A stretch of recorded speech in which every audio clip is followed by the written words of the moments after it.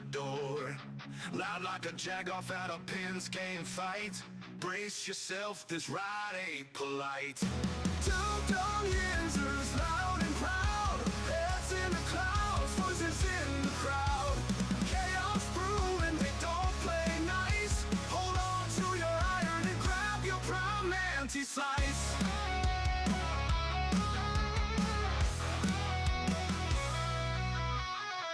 Tales from the burg with a hint of mayhem. Pierogi powered, nothing can constrain them. Knocking back stories like an icy cold brew. You never know what these two might spew.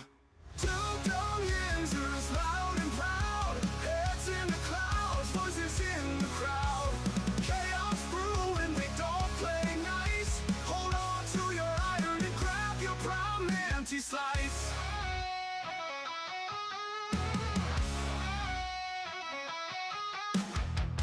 From the burg with a hint of mayhem. Pierogi powered, nothing can constrain them.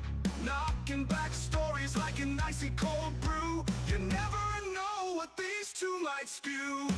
Two Dum Yinzers, loud and proud. Heads in the clouds, voices in the crowd.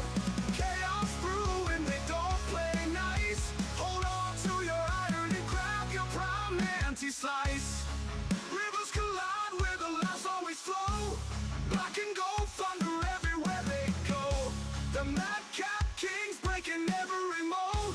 With two Dum Yinzers, the stories don't get old. Two Dum Yinzers, loud and proud. Heads in the clouds, voices in the crowd. Chaos brewing, they don't play nice. Hold on to your iron and grab your prime anti-slice.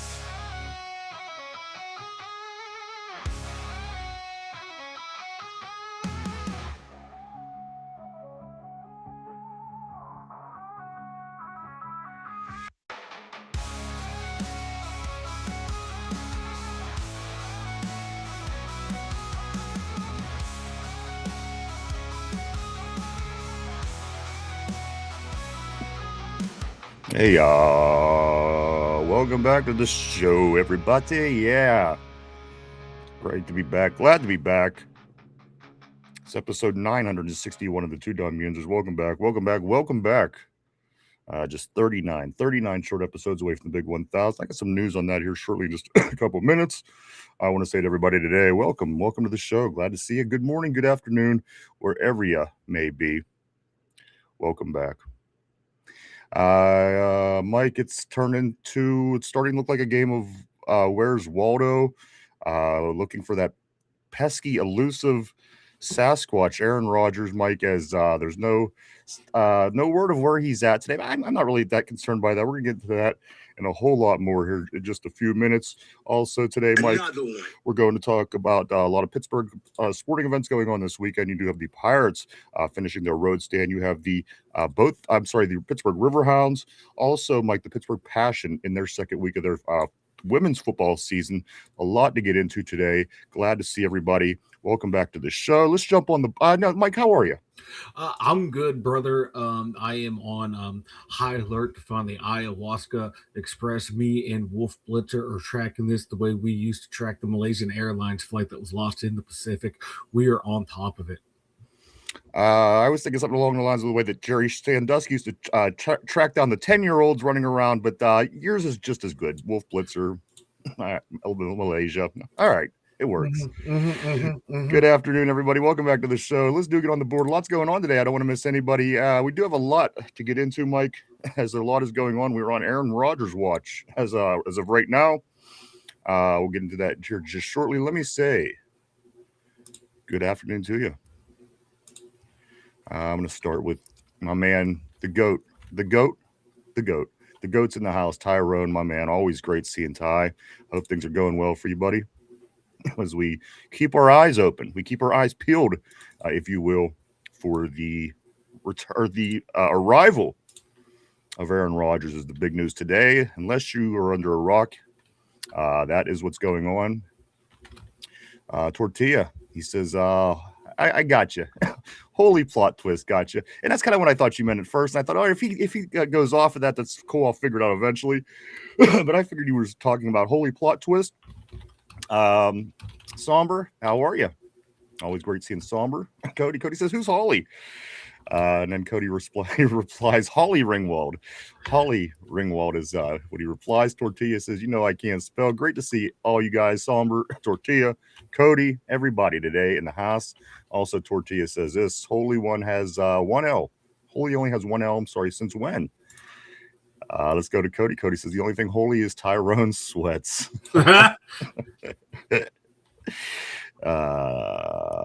Around in town, Tyrone says Tortilla buys says this. He says Tyrone buys candy from Taco Bell. He buys candy from Taco Bell.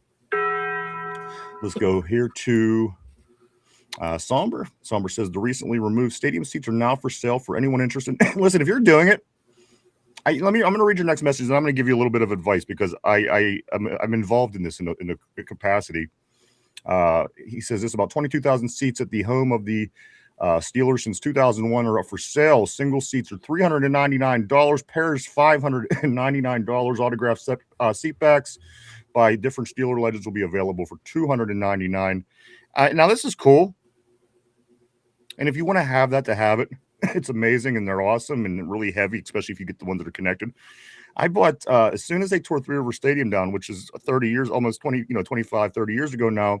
I jumped on this too. I said, you know what? If I get one of these sets of seats, which was $250 at the time, and it was the two seats together, I got a yellow set, and they're about 500 pounds if they're a pound. But one thing I thought to myself, if I keep these long enough, they'll certainly be worth something. They'll be the seats that were in the stadium when the Pirates were doing great things. The Steelers were winning Super Bowls. And I bought it, and I thought, you know what? This is a good investment. However, here I am 26 years later, and I looked up what people are paying for the Three River Stadium seats that I have, literally less or right around what I paid for them almost 3 decades later. So, again, if you want them to have an awesome piece to talk about for your Steeler room, your Steeler den, your collection, whatever the case may be, have at it. I mean, they are nice. They're great to have. Again, I've been lugging mine around for about 30 years. Anytime I've moved anything like this, I have to lug them. They're heavy as shit. They really are, especially if you get the two that are together. But at the end of the day, guys, as I said, it's like a used car. As soon as you get it, the price starts going down on these things, and I wasn't expecting that. But that is where I'm at almost 30 years later. So do what you want with that. You can buy them, have them. They are awesome, again, to have. But at the end of the day, I don't know if I'm gonna ever make money on them. I just thought to myself, if I buy these, it'll be like Forbes Field one day, and I'll have seats, and everybody will want them, and they'll be paying top dollar. But that's not the case. So buyer beware on that. But again, they are really cool. They are nice to have, and I'm probably gonna keep them the rest of my life. You should. I have no option unless I want to lose money on them. Let's go back to the board. Say what's up to everybody. Right here, Somber says unautographed backs are $199 and unautographed bottoms are $129. Seats available in gold and gray. Also, Somber says I'll put the link in the Discord. Okay, thank you, sir. And we did get your other Discords. We appreciate that. We'll do this here. We'll do this in a little bit. Also, Tyrone says no, sir. I had Taco Bell last night. You know what? Taco Bell sounds really good. But you know what I'm really craving today, Mike? Yeah. I'm really thinking about a Pittsburgh sub, like a permani, but on a sub, maybe from like the local pizza joint downtown or next town over with the chili willies. I'm really feeling a steak sub with French fries and everything on it. That's really feeling like it's going to be my meal for the day, as I'm starving as we just start the show. But I think that's the route we're going to go. Let's stick on the board here. Sounds really good. Well, the more I think about it, the more I'm getting hungry. So I'm gonna try to focus my attention on the board entirely. I'm going to say what's up to Sauce. Sauce says, what I got skipped for Somber out of people in here. Shaking my freaking head. I did not even see Sauce. Let me apologize to you first. Oh, dang. And then I'm going to go back and see up there you are. I'm so sorry, dude. I seriously didn't even mean that. Sauce says this. Rodgers is obviously in Pittsburgh. Mac asked Con if he was coming to town this weekend, and he answered vaguely. He's obviously trying to not talk about it. That is so true. We don't know where he's at. Again, like the ever elusive Sasquatch, everyone has their eyes out for Aaron Rodgers in town this week as he's supposed to be on his way to the Berg on a plane, flying to talk to the Steelers about re-signing with the Steelers for one more season. So everybody's got their eyes wide open on that. And you know what? It's, in my opinion, it's kind of a non-story. It's just everybody's so anxious at this point. This is all you want to talk about. And all people, where's Rodgers? Is he coming? Is he not coming? So at this point, I kind of still feel that it's a non-story. If it's Saturday night and there's still no word from Rodgers, I think then we could be concerned. But again, at the end of the day, Mike, he was due to be here today at some point. So I'm not too concerned yet. But whether there's case to be, whether there's not, I don't know. But that is what's going on right now in the Berg, Mike. I do know. I checked some of the local truck stops. Me and the gals were going for a look on it. We cannot find the Ayahuasca Express, but we're looking for it. It is kind of concerning that Omar Khan does not know where he is. Maybe Omar Khan was drinking some ayahuasca and is now blinded and literally cannot see. And Aaron Rodgers is sitting across the negotiating table with him. Or they partied all night and they just Aaron hasn't made it out. That could be the case right there. It's only a matter of time before this thing gets resolved, because if I finally saw someone like tweet, like a national person, like maybe like the Steelers and Aaron Rodgers kind of know what's going on and we don't. Like, you think, right, brother? Right. You think? We here at the Dum Yinzers have only been talking about that since the end of the offseason. Since since Mike McCarthy was hired. Everyone involved, anytime you see them in front of a microphone, go, yeah, we're in communication. Yeah, we're in communication. So do you think they know what there's going on? It only took you guys 4 fucking months to figure it out? Welcome, to quote John McClane, welcome to the party, pal. All right, there you go, everybody. Sorry. I'm fired up today. Mike is on a roll. Let's go ahead and jump to somber LOL. Cody says old people stick together. Matter of fact, old people hate each other. That's one thing that I did learn in my life. Old people don't like each other. They just go through the motions. Let's go here to Tortilla. Tortilla says this. He says a rolly chair made out of a Steelers stadium seat. Cody says roly holy tortilla spitting bars. Somber says, yeah, it's just for a man cave or something. Tortilla holy roly on my wrist. He says, Corey, what's up, bro? Always great seeing Corey over Don't Drink That. He said, hey, fellas, been so busy all week. Couldn't catch the show. Glad to be here today. Glad to see you, Corey. I know that you're busy, man. A lot of things you're accomplishing and getting done with your show. Super excited for you, man, and glad to see you. Hope all is going good for you. Cody says this, or Somber says this. Cody is 30, by the way. You're officially an unk when you hit 26. You guys just wait. Because here's the thing. 26. I was just 26. I'm just going to give you a warning, Cody. You'll be where we are in no time at all, believe me. And when people used to say that when we were young, we thought, okay, whatever, you're fucking old, and this is just what you say. It is so true. You wake up one day in your 40s, and it's like, that's unbelievable. What the fuck happened? I was just making fun of older people. It felt like not that long ago for being old. But there you go. Let's do scoot along here a little bit. Tortilla, he says, roly.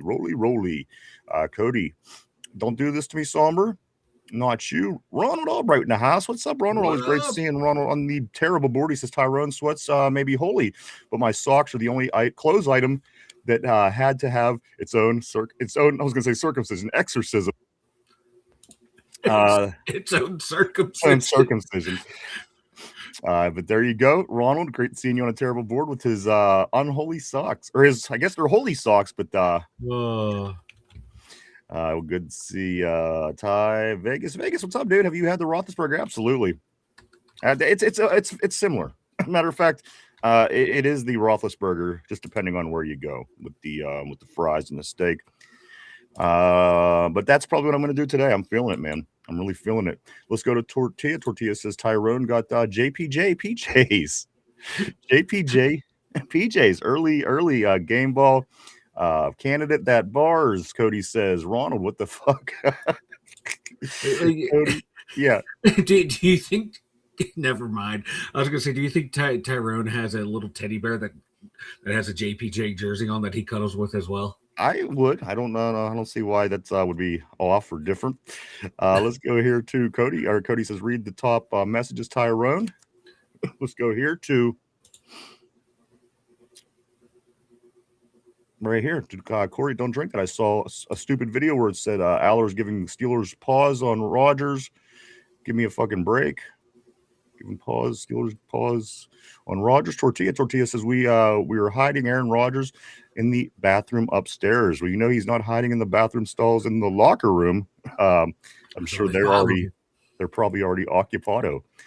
Cody says he's hiding in one of the two stalls. There it is. He's hiding in one of the two stalls. Tyrone says, "Damn, so I only got 1 year till I'm monk. That's BS." Sash, like I said, just wait. You're gonna wake up one day and you're gonna be like, "Holy fuck, everybody's calling me old." That was my thing. I worked with an older gentleman in my one job that I was at forever, and I would always, that was kind of the running gag. I would just tell him how old he was all the time. But I guess life has its ways. Let's go to go ahead, Mike. I was going to say where I work, there's a lot of younger kids there, and I'll go to pick something up, and they're like, "No, we got it, old man." I'm like, "Old, man." I'm like, I am your future. You're 23, 24 right now. I used to say the same thing to guys my age. You just wait. You're one bad turn and your knee twisting and popping and never being the same, brother. I'm not gonna go on, but yeah. Let's go on. Let's go right here to Ty. Ty says, "Damn, so I got okay. We did get that one." Sasha says, "People call me Unk on the Steelers Discord, and I'm 24 plus 10. Like, come on. Yeah, I tell you what, them 40s they sneak up on you. I'm telling you, don't play with me." Let's go to Vegas. Vegas says, "You have been looking forward to getting a colon." As a matter of fact, I'm never getting that. As a matter of fact, I'll die a horrible colon cancer before I do that. I'm just saying. That's the plan. That's the plan. Yeah, good. It might not be the best plan, but it is a plan. I mean, you got to go some way. So, and here's the thing, I'm pushing 50. So, I mean, if I get older and they start talking about that kind of shit, I'm out. I'm out. I mean, come on. If you already made it that far, why have a dude stick his finger in your ass? Why? You're on your way out. So here's the thing. He's going to stick his finger in your ass. He's going to tell you you're okay. And then you're going to have a fucking heart attack like 3 months later. So what's the difference? What you ever notice? Like, you don't go to the hospital. You're not on any of the medications or following, what you actually probably should be doing, and you're fine. But the minute they tell you there's something wrong with you, boom, you're dead. Cody says, "Damn." Listen, I'm not 50. I'm like 3 years away from being 50. So the point I was trying to make. But here's the thing, Mike. I'm reading this a lot lately. These people with this cancer, these tumors, they hold the cancer within the tumor, and then once people go and get that biopsy, it enters into your bloodstream, and that's when things really start accelerating. I don't know. Look it up sometime. It's interesting, and that's what the tumor does. It actually it houses the cancerous cells that's in your body, and it keeps them in that one concentrated spot. I don't know what the resolve is to all this, but I do know that I'm reading as soon as they puncture it to do the testing at the biopsy, that enters your bloodstream then, and then it becomes, again, it's more accelerated. So again, just interesting stuff that I'm going to have to remember, because I'm not letting a dude stick his thumb up my ass. That's just going to be the way that it is. Let's do scoot along here on the terrible board, though. Great seeing everybody today. Yeah, what's up, Mike? Thunk. Yeah. Thunk. Let's go here. Colonoscopy, they put more than her finger in your ass. Yeah, that's not going to happen. It's not. I refuse. Until I got colon fucking cancer. Then I'm going to be the biggest baby in the world. Right? I'll be... It's all fun and games until the reality smacks you in the face, brother. Yeah. I don't know. We'll see what kind of mood I'm in that day. Vegas says this. Always great seeing Vegas all the way from Las Vegas. He says, "You're not awake during the colonoscopy, but you do have to drink a bunch of stuff." See, that's what I know. Tortilla, he says, "Marco Bully eats vegetables. He even ate the wheelchair too." Vegas says, "Ryan thinks that's what I do think." And now that I know that I'm asleep, I'm even more scared. I thought at least if I'm awake, I know what's going on. I don't know what these doctor types are up to. I don't know what they're up to. Let's go here to Mark Malone. Yeah, what's up, Mark? Always great seeing the great Mark Malone on the terrible board. He says this. He says, "Yeah, they give you the date rape drug before the colonoscopy," which all sounds fine and dandy. But let's go here to Sausages. I saw a tweet. MetLife Stadium is burning. Massive black smoke. The best comment was the Jets have found a quarterback. Reference to how the Pope gets elected. That's a good one, Sauce. early on, a couple early game ball candidates, Mike. Let's scoot up here. Cody says, Mike says, one finger better make it two. Two. And then You better also, make it three, brother. Sosh says this. It's been, it's real, by the way. There was a fire at MetLife. That's wild, man. Maybe they're, I don't know. Maybe the mafia. Remember how they buried Jimmy Hoff in the old Giants stadium? Maybe they're burning somebody. And who knows? Who knows what's going on down there in New Jersey? No less. Guys, so welcome back to the show. Great to see everyone today. Let me go over these things before we do get started. Mike, the Pittsburgh Pirates, they do win the series over the Arizona Diamondbacks yesterday with a 4-2 win. They win the series 2-1 over the Backs, Mike. They improved to 21-17 on the season. They start the new 3-game set against the Giants tonight. That game starts at 10:15 our time. Game 1 of 3 at San Francisco. They wrap this one up to be on their way back home, Mike. And as I said earlier in the week, once this series is over this weekend, that will be a quarter of the baseball season will be done, out of the way, behind us, if you will, Mike. Getting closer and closer to football season. Pittsburgh Pirates tonight, 10:15. The Pittsburgh, that we're almost a quarter of a way through the season. It feels like we just started for the Buccos. Yeah, it really does. I'm dumbfounded. I'm flabbergasted. I'm at a loss for words. Also, Mike, the Pittsburgh Riverhounds. The Riverhounds back in action tonight. They travel to Louisville City FC tomorrow. That game's at 7 o'clock. Pittsburgh Passion, week 2 in their season. The WFA, of course, our women here in Pittsburgh to play football. The Passion traveled to play the DC Divas, Mike. As you remember last year, they were the team that knocked us out of the playoffs. We thought we had it. I thought we were a better team than they were. They just outplayed us that week. The DC Divas are hosting our Passion tomorrow at 6. That game will be on YouTube. Let's go Passion. We get over the hump, man. We need the ladies to pull it out again. Be champions. And finally, Mike, the UFL. The UFL, they are kicking off week 7 of their 10-week season tonight. Tonight on, I don't know what channel, but it is on TV. The Columbus football team travels to play the St. Louis Battlehawks. That's an 8 o'clock start tonight. Tomorrow, Louisville travels to D.C. That's a 1:30 start. And then there's a second game also. Dallas will travel to Birmingham. That's an 8 o'clock start tomorrow. And Sunday, the Orlando football team travels to Houston to take on the Renegades, Mike. That is a 6 o'clock start, the only game on Sunday in the UFL, and that wraps up week 7, just 3 more weeks in that regular season. So then, again, just these spring sports, they really let you watch out how this, the off season, it allows the off season to just flow a little bit better. If you didn't have these other sports to follow and such, I think that it would drag along. But here we are, like 7 weeks through in the UFL. We have, again, the Pirates a quarter of the way through their baseball season. You know that baseball season, it takes forever. So again, knocking it out, Mike. The rookies start rookie camp today. We have a list of everybody that's there. We have a list of all the new numbers. We have so much stuff to get into today as we all are keeping our eye on Waldo, or looking out for Waldo or Aaron Rodgers. If he shows up in a red and white striped shirt, I don't know what I'll do. But Aaron Rodgers due to be here in town this weekend to talk about the re-signing for the Steelers. We think yesterday getting the word that he was going to be hopping on a plane from Santa Clara, California, on his way to the Berg. Everyone keeping a very close eye out to see if they see Aaron Rodgers.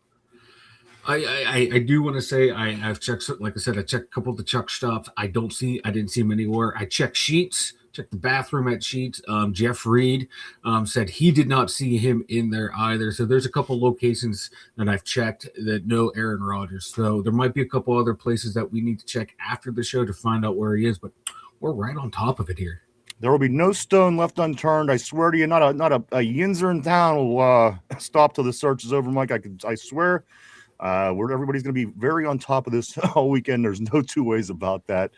Let's scoot along a little bit here on the board. I don't want to get too far behind today. Keep up with the flow. Sosh, okay, we did get that. Cody said Jimmy Hoffa was way before me. I think. I don't even know when the hell Jimmy Hoffa was. What was that, the 50s? You were a teenager when that happened. Yeah. When the hell was Jimmy Hoffa? Was that the 40s, 50s, 30s, 20s? When the fuck was that? I don't even know. The 60s, maybe? I don't know. Vegas says you might want to check your insurance policy. You might be. Yeah, I don't do that. Like, I sense that you're checking the Jimmy Hoffa, so I'm just kind of stringing along. Yeah, I am. Disappeared 1975. 75. Wow, that's a lot later than Yeah. I thought. Yeah. Still wasn't born on that though. Let's go to Sauce. Sauce says, wait, did the NFL and the NFL refs get a deal done? Is that new? Just saw a tweet about that, Mike. What's the news on that? That is true. I just saw here, according to Shefty, they reached an agreement for 7 years, so it'll run through 2032. I haven't seen any details on it yet, so I don't know if they're now full time and what the new requirements are and everything. But yeah, it's a 7-year deal, so that we won't have to worry about the replacement officials. All right, there you go, guys. If you're concerned about the officials, they got it figured out for 7 years. So that's good. Hey, we don't have to worry about that. Now, another thing knocked out that's going to allow us to get closer and closer to football, guys. Vegas says women football should be like the lingerie. And you know what? I think there should be both. I think women should play like, regular football like they do in the WFA. And I also do like the lingerie football as well. Of course, very, very entertaining. I got into that for a long time while it was on. I wish it would come back. You're not wrong. Let's go to, where are we? Right here. Mark Caboli in the house. Always great seeing Caboli. He says, if you need a lady to pull it out for you, just call Tortilla's mom. Caboli, come on, guys. Cody says this Tortilla's mom is in college at Penn State. Oh, yes, she is, brother. She taught me Earthing or 12. Tortilla, he's catching, his mom's catching a lot of strays here on Mother's Day weekend, no less, guys. Kind of a bit surprised to see what's going on. Jason Atkins, always seeing him on the terrible board. He says NFL schedule release is next Thursday. Is that finalized? I do know that they were talking about it being a little bit later this year, which if that's official, I'll take your word. I just do know that it was supposed to be, it was something or the 16th, and then they were like, well, it could be the 18th. I don't know. So if that's official, I trust you on that. Mike, if you could just look real quick, we'll confirm NFL schedule release.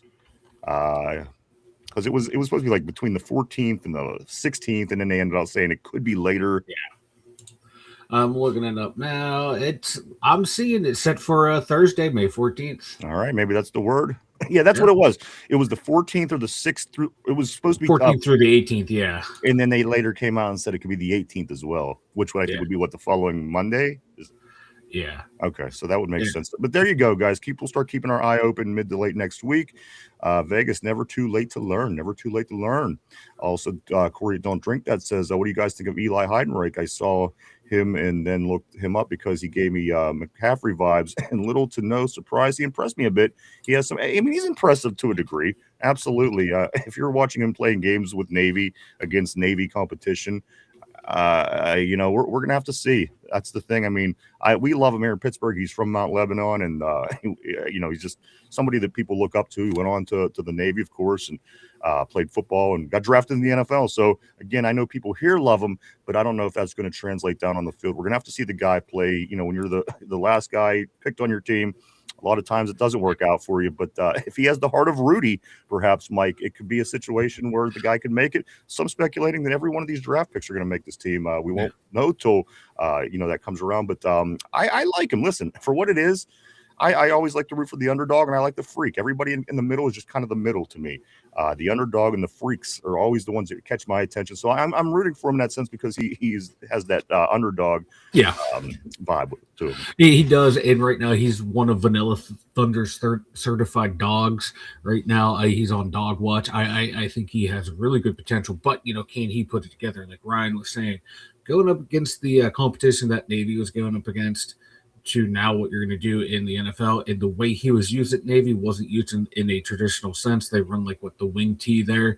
So this isn't the 1940s anymore. No one really runs that, so you can catch people off guard. But he has some really good athletic ability. When you watch him play, he's nice. He's shifty. Dude does seem like a hard worker. So it's going to be fun to see if he can, translate that to the next level. Because if he can, he can have a huge impact in this offense. Thinking about the little things that Kenny Gainwell did, those little quick catches out of the backfield. He could be that type of player, at least this season, get his feet wet with those little quick passes out of the backfield, quick little, push passes to him. So it's going to be awesome. Yes, Vanilla Thunder is talking in the third person today. I've actually had coffee before the show, so I am wired. You think you haven't shut up yet? Fuck. Let's go here. Jamal says, gang in this thing. What up? Gang in this thing. Like chicken wing on a string from Burger King. What's up, my man? Great seeing Ty Jamal in the house. Let's go here to Kaboli again. Mark Kaboli. Kicking some dust up here a little bit today early. He says, I told you guys I seen him at the John Eagles when I took Tortilla's mom for a new pack of sausages. Wait a minute. Where is Tortilla? Where is he anyway? I haven't seen the little Tortilla. Yeah. He was here early. He was here early. Yeah, I'm gonna say I saw that Carson Beck looking fool. Yeah, me too. Let's scoot along. Vegas says this. Hopefully they put Eli at wide receiver, but not running back. But he can play both wide receivers, have long career. Yeah, and the thing is, we're just gonna have to see. I mean, again, it sounds like a great story. You'd love to see it, but yeah, it's a cutthroat business at the end of the day. The feel good stories don't always pan out like you'd like them to, unfortunately. But at the end of the day, as I said, there's a million kids coming out every year, and they all have the same dream. So he's here. He's from here. I hope him the best, but I can't guarantee or even begin to speculate that he'll make the team, but I hope he does.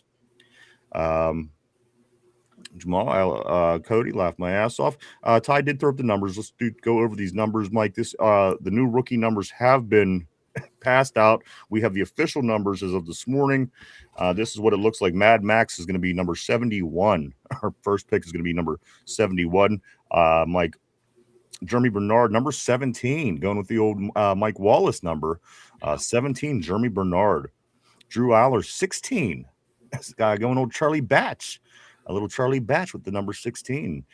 Mike also, Dalen Everett, he is going with number 23. You can never go wrong.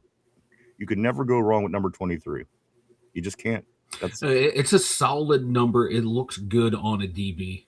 I've never seen anybody wear number 23 and suck. Never in my life at anything. Let's go to Dunker. Dunker's going to be wearing number 73 officially. Is that Justin Strelzik's old number? I think it absolutely is. And that fits perfect, man. They have like the same personality. Let's go to the next one. Weegan. Mike Weegan is going to be wearing number 42. Noah Kowski will be wearing number 37.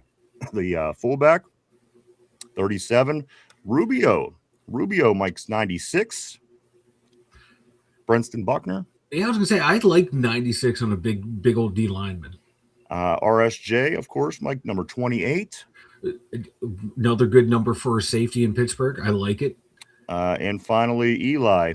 He's going to be wearing number 29. So those are the official numbers. I know we had a lot of speculation and some unofficials throughout the weeks, but that is as we speak. As of right now, it is Max 71, Jeremy 17, Aller 16, Everett 23, Dunker 73, Weegan 42, Noah Kowski 37, Rubio 96, RSJ 28, Eli 29. That is the official numbers, guys, as the rookie camp starts today. In Pittsburgh. Also, a lot of things that things that are also going on. We're certainly keeping our ears open to see if Aaron Rodgers had showed up here in the Berg, if he's on his way. Nobody knows where he's at. We'll get to what Omar Khan says here in just a minute. I do want to stay fresh on the board today as it's Friday, heading into the weekend. So much stuff going on with our sports guys. So I don't want to miss anything today. Let's move forward on the board here a little bit. Just me, Layla. I do want to say welcome to the show. Just me, Layla. Welcome to the terrible board. Welcome to the show. She says, wait, I think I know you. It's possible. Let's scoot along right up here to Sauce. Sauce says this. He says they aren't full-time, but the agreement includes increased access to officials in the offseason, development of a bench of officials in a new formal training program. And I do want to say what's up to Sauce all the way from Switzerland. Hope things are going good for you over there, sir. Thank you for being on the show. Let's scoot back up here to just me, Layla. She says, are you on the radio? We are not at the time. Just right here. Cody says this Bernard is mid. They should give him number 10. Jason says it's official. What's up, bro? Always great seeing Jason Atkins on the board. Always great seeing him here on the show. My man, he says it's official. It's official. Let's go to Vegas. Vegas says Bernard is going to be AARP's favorite target by mid-season. You know what? As long as he has a favorite target, the people that he don't like, that's what I'm getting annoyed about. Don't throw it to this guy. Don't throw it to that guy. Don't throw it to this guy. I mean, whether you think it's a good thing or not, you have to use your weapons. You can't not throw it to a guy and then say you don't have weapons. Roman Wilson didn't drop any balls all year, Mike, until he fumbled that ball at the very end of the season. Don't tell me you don't have any weapons. Exactly. Yeah, you can't do that this year too with the amount of actual weapons that we now have on this team. Let's go here to Tyrone. Tyrone says, "Shut up, hamster." Let's go to Cody. Cody said, "AARP's favorite target is going to be whoever is behind the line of scrimmage." Let's hope that that's not the case. Somber Pickens, my man. He said, "This Brooke Pryor got an email from the NFL about the schedule yesterday saying soon." That's why I knew that there was a little bit of gray area with this, Somber. And that's why I made the point to say that, because they did say that it was going to be next week. I think Wednesday through Friday it was supposed to be out. And then they came back and said it could be a little later, implying that it could be the following Monday. So whatever. I don't doubt the board. I believe that the board is incredibly intelligent, and I'll take your word. Let's go right back to Tortilla. Excuse me, on the board. He says Mark Kabuli is only mad because pushed him over and it took him 4 hours to get back up. Are you saying somebody cow tipped Kabuli? Of course, Kyle tipping was big on the show earlier in the week. It was. Let's go here to Ronald Albright. He says this. Ronald says, I do want to say what's up to you, sir, and welcome to the Terrible Board. He says, Weejan, what are all your predictions for touchdown, returns, over, under? Listen, it all sounds great until they get in the NFL. Yeah. I don't. At this point, I'm still pessimistic about a lot of things. I'm still at the point where I got to see, because here's the thing, Ron. Remember last year we thought that, let's Caleb Johnson, we're going to throw him in the backfield. It's going to be him and Kenny, and it's going to be Jalen Warren, and it's all going to be good. And we got Caleb Johnson. And we thought we could do this, we could do that, we could throw to this guy, we could use this guy. And then you're halfway through the season and you're saying, they never put Caleb Johnson back in after the muff up in the second game of the year against Seattle. So, again, you got to see the guy out there. It's easy to speculate, and I hope that he scores lots of touchdowns, but it's not an easy thing to do. Certainly, Mike, with the new way that they do kickoffs, everything is very compact in that 30-yard area of the field. I want to say that I predict multiple touchdowns, Ron, but in all honesty, I really have to see the kid play out there with other NFL players before I could even make that prediction. I wish I could do more. I wish I could give you a better prediction. I just can't. Me too. Like I like what you see on film from him. Yes. There's a lot of really good returners that come into the pros and can't cut it. But hopefully this guy can, because man, he's shifty, he's fast, he knows what he's doing. He really is just a primary returner. So if he can just be that guy, I don't need him to be Devin Hester. You don't need to be the second coming of Devin Hester. But if you can give me the way Tone and AB were back there returning kicks before they came everyday starters, I will take that to where they have a threat every time. To like, oh, this might be not just a touchdown like every time, but oh man, that's the danger of being a nice 20, 30, 40-yard return to spark the team. If he can give me that and mix in 1 or 2 touchdowns, I'll be happy. I want it better than someone just calling for a fair catch every time there's a punt or every time there's a kickoff. You're only getting to the bare minimum of where you need to be. I mean, it's going to give us an opportunity because situationally, a lot of times, just catching the ball and downing it or just possessing it is the objective of a punt return. A lot of times, depending on the field, the coverage. So again, at the end of the day, maybe if he is special, we'll see something special from him. But I got to remind you also, Ron, the Steelers have never had a person kick a punt or take a punt and a kick return to the house in the same season for the Steelers ever. I didn't think that was the case. I thought Randall did it did it before. I thought Rod Woodson. No Steeler has ever taken it to the house by way of punt return and kick return, both within the same season. So maybe listen. I hope you're right. I hope Weejan comes in and does it both. I hope he gets both of them, and he does great here. But again, at the end of the day, making that jump from college to the pros isn't for everybody. It's not for everybody, and a lot of times you see people shit out. I hope that's not the case. But again, for the sake of it, I say 3. I'll say he will turn 3 for this season. I'll just roll with that for now. Let's go up on the board right here to Lindsay. Always great seeing Lindsay on a terrible board. She says, hey, what's going on, Lindsay? Nice to see you, as always. Cody says this. He says, we got all these receivers and tight ends. Aaron Rodgers is going to throw the ball to Spencer Anderson. Corey, don't drink that. Says if every player from the draft makes this team and 60% of them play, Colin better get GM of the. Absolutely. It's a lot of, a lot of questions about Colin right now. What the hell was this draft? But again, it takes a couple years to even figure out what you have when it comes by way of draft, for sure. What do we got on this Mother's Day weekend? I do want to say to you, also, I want to say to Lindsay, in advance, happy Mother's Day. And also to Layla, also, who come up on the board as well today. If that be the case, happy Mother's Day to you guys. Let's scoot along here on the terrible board. Mike, do you have a mother or were you hatched, is what I'm wondering. I do have a mother, but some days I think a day like today, the way I'm acting, she'd probably be like, yeah, he was hatched. All right. I could run with that. Yeah. Vegas Vanilla talking in the third. He does that sometimes. I don't know what the hell's the matter with him. What's the matter with you? Hey, you know what? Sometimes you get that cheap truck stop coffee and you don't know what's in it, brother. And you just reared up and ready to go and fired up. Oh, I got to remind you, speaking of coffee, my farts are getting really good lately. Like really good. Have you? All right. No? What kind of non sequitur? What's that? It's just an observation I made.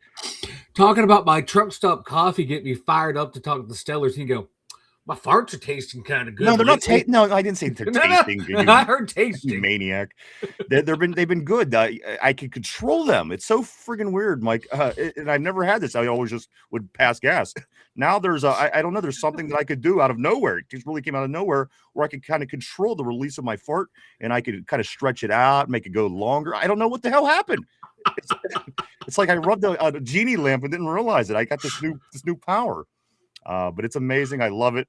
Let's move on. What the fuck? Let's move on. I think we're right here. No, we're over here. Robert says this. Robert, always great seeing you on the terrible board, my man. He says this. Eli is a physical freak. Eli had better 40 time and 3-cone time than Christian McCaffrey.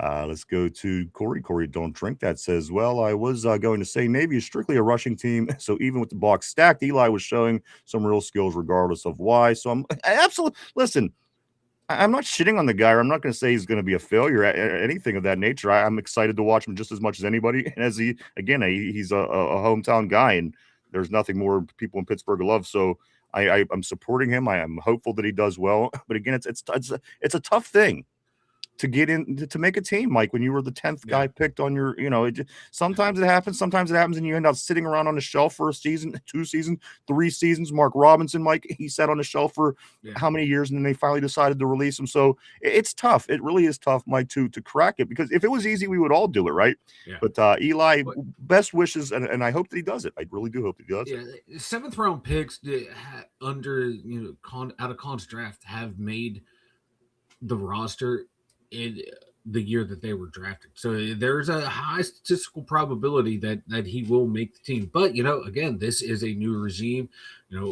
so we'll see how that goes as well, if that's going to work in his favor or not.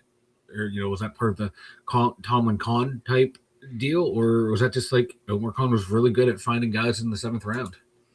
Yeah. It's, again, you don't know. You just don't know.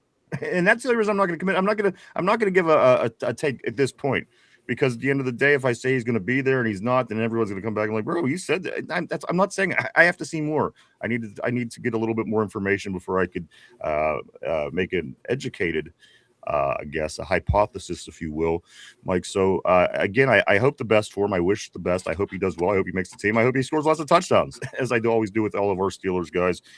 So that is where that is. And as I said, as things go along and we get closer, I'll be able to give a better, honest assessment of my own. But this time, I just don't know. It's tough because, again, Navy, who do they play? They played Army. and I'm pretty sure I could run the ball against Army. So, let's do move along. I do want to go. I'm seeing some stuff here on the board. I'm trying to stay situated here on my end. Let me scoot up to right about here. No, right about there. Okay, Cody says Tortilla catching strays. Lindsay says, did the rookies get their numbers? They did, Lindsay. Their numbers are IMAX 71, Jeremy Bernard 17, Aller 16, Everett 25. I'm sorry, 23, Dunker 73, Weegan 42, Nowakowski 37, Rubio 96, RSJ 28, Eli 29. Those are the official rookie numbers as of right now. Vegas says, did Derpy kidnap Tortilla? I think this is what's going on because, again, Mike, Derpy, I haven't seen Tortilla on the board for a while. What's going on? Tortilla's been MIA, but I hope all is okay because there are rumors when the derpster abducts you, you're really never seen again. And if you are seen again, you are a changed human being and not for the better. There you go. Keep that in mind. I certainly do. Let's go right here. Cody, yep, Bernard got 10. Vegas says Aaron was flying to Pittsburgh, California. Lindsay, she says she likes 73. Corey, don't drink that, says the number 17 feels like a cursed number after Wallace left. Cody says I could see Mike and Dunker doing laps at the skating ring. Mike? I mean, look at these flowing manes, brother, coming at you down the rink. Like this is just pure genetic, peak genetics of this hair with me. And I think the fascinating part of the comment is the fact that he could see you doing laps. I can do laps in skating ring, brother. I was in my youth, a rink rat, I think is what they called us back in the day when you just go to the skating rink and do laps around there. I was doing splits, cartwheels, and everything you could imagine on there. I teach Dunker a thing or two, and our mains would be flowing. I just still can't imagine you doing laps. But that's just me. Got wheels, man. Got wheels. I ain't running. Okay. Push and glide. I was really grinding the gears to try to picture that in my head, but you push and you glide. Minimum effort, maximum results. Jamal says this, my dog at Cody. I missed you, man. Sorry for not taking your word, my friend. Let's go. Ty says Bernard 17. Lindsay says, I don't know if I like 17. That's twice. 2 people so far saying they're not quite sure about this number 17. Interesting. Tyrone says Mike Wallace vibes. Cody says it's all good, man. I'm not tripping. Good to see you though. Did he finally tell you that it was him? So they got something going on here between Cody and Jamal. Let me scoot up a little bit. Lindsay says this, just saying, not that bad, but I don't know how I feel about it. Let's go here to Vegas. Does the Swiss Miss lady exist? The Swiss Miss lady, is that the hot chocolate lady? Cody says you like that tie. Ty says I don't like 73. I don't like 73. Lindsay, I don't care. Vegas is Ramon Foster. Ramon Foster was 73. Cody says maybe Bernard should wear 24. It's going to be open soon. Oh, here we go. Mike, I think. I'm sorry, man. I had to.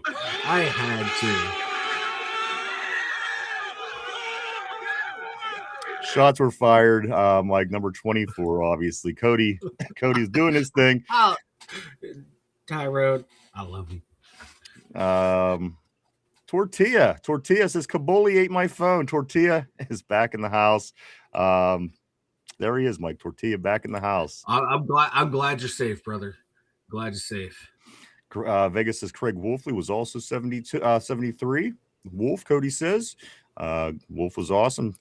I was certainly a bigger Wolf fan after he played. I was a kid. Him and Tunch Oaken were on the line together. As a matter of fact, during that period, the Steelers weren't fantastic. So Craig Wolfley I was never a huge fan of when he played, Mike. But as he got into the media before he passed, obviously, I liked Wolf a lot. Yeah, same here. Same here. I don't remember him and Tunch playing, but man, listen to Wolf talk, listen to the Tunch talk. Those two, deeply missed, and just. Great football talk from those two guys, but I just don't ever remember them playing. Absolutely, Mark. Well, I remember Tunch, but I didn't remember them on the same. I don't remember Wolf. because I had one of them. I remember those giant eagle cards the police would give you to keep you out of trouble. They would pull up in your neighborhood. They'd find the bad kids and they'd give you these giant eagle football cards. Yeah. I had the whole collection, and that's how I knew what Tunch was. I had Bubby Brister, I had Tunch, I had Louis Lips, Rod Woodson. They stopped in our neighborhood quite often to give us cards. I don't know why, but it just played out that way. Let's go here to Mark Caboli back on the board. He says, I think it's amazing you guys let a Make-A-Wish kid like Tyrone be such a big part of the community. You guys deserve an award.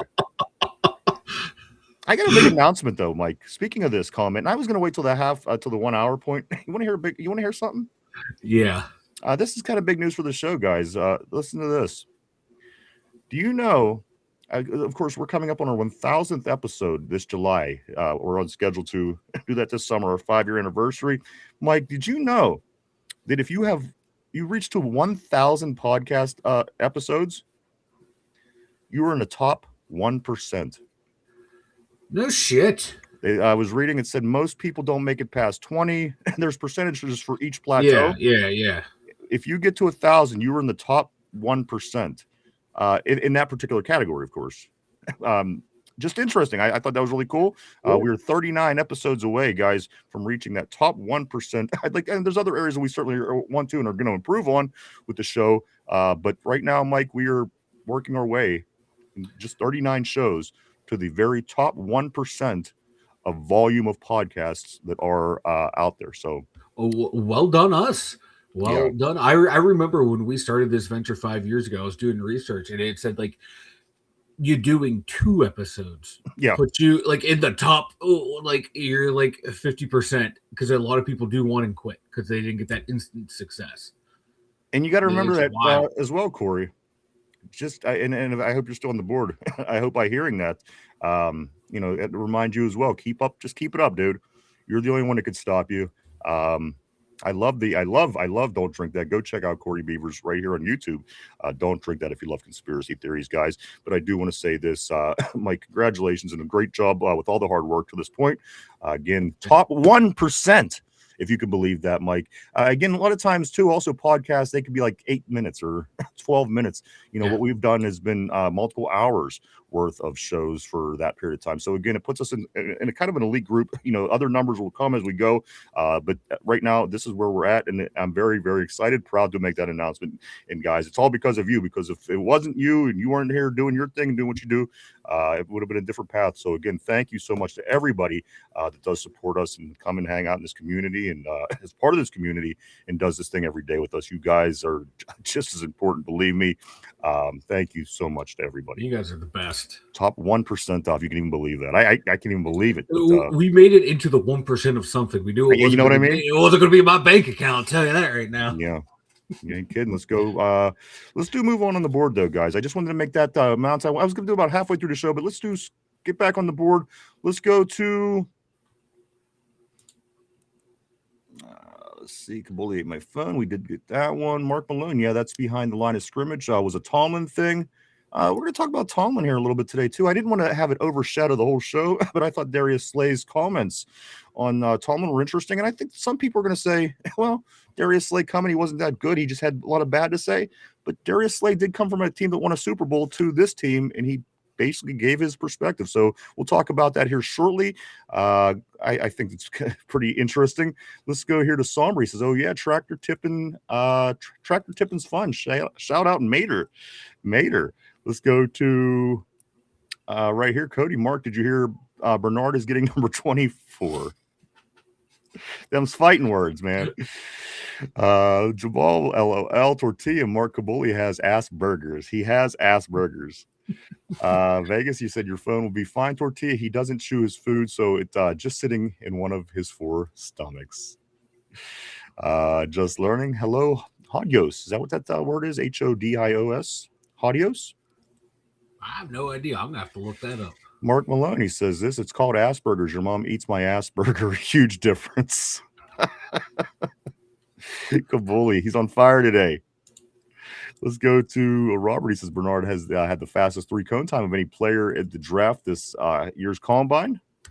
I can't wait. I'm ready for some Bernard, man. Believe me. Cody says, how many people did the 3-cone, though? Bill Clinton in the house. Bill Clinton, always great seeing a former president on the terrible board. Bill Clinton says 911. 911. Vegas says several of the draft picks have very high upside. Potentially, hopefully, the coaches can get it out of them.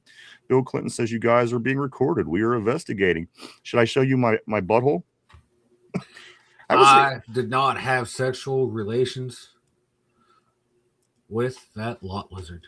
I'm about to put my butthole against the camera if no, I'm just kidding. I'm not. I don't everybody go running out of here. Vegas, I'm sorry, Tortilla. Tyrone, what the fuck do you say, more Cavoli? Right here, some no. Down just a little bit. All right here. Jamal says that Cody laughed my ass off. No, he didn't, but it's all good. I really didn't give a damn. I saw people get bombed with that ish on their comments in their channels sometimes.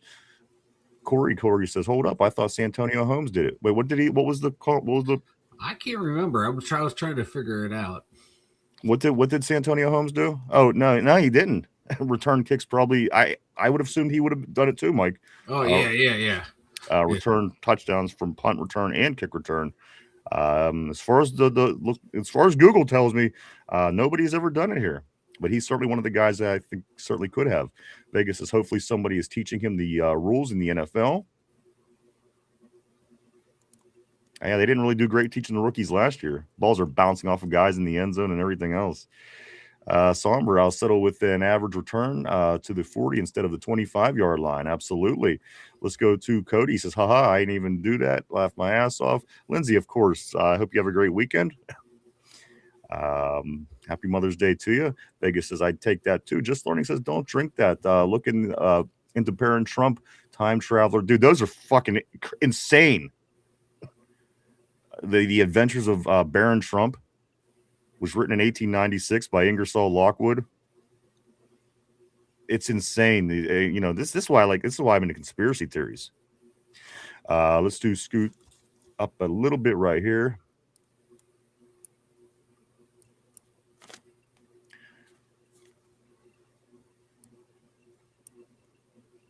Jamal, he says, laugh my fucking ass off, Spencer Anderson.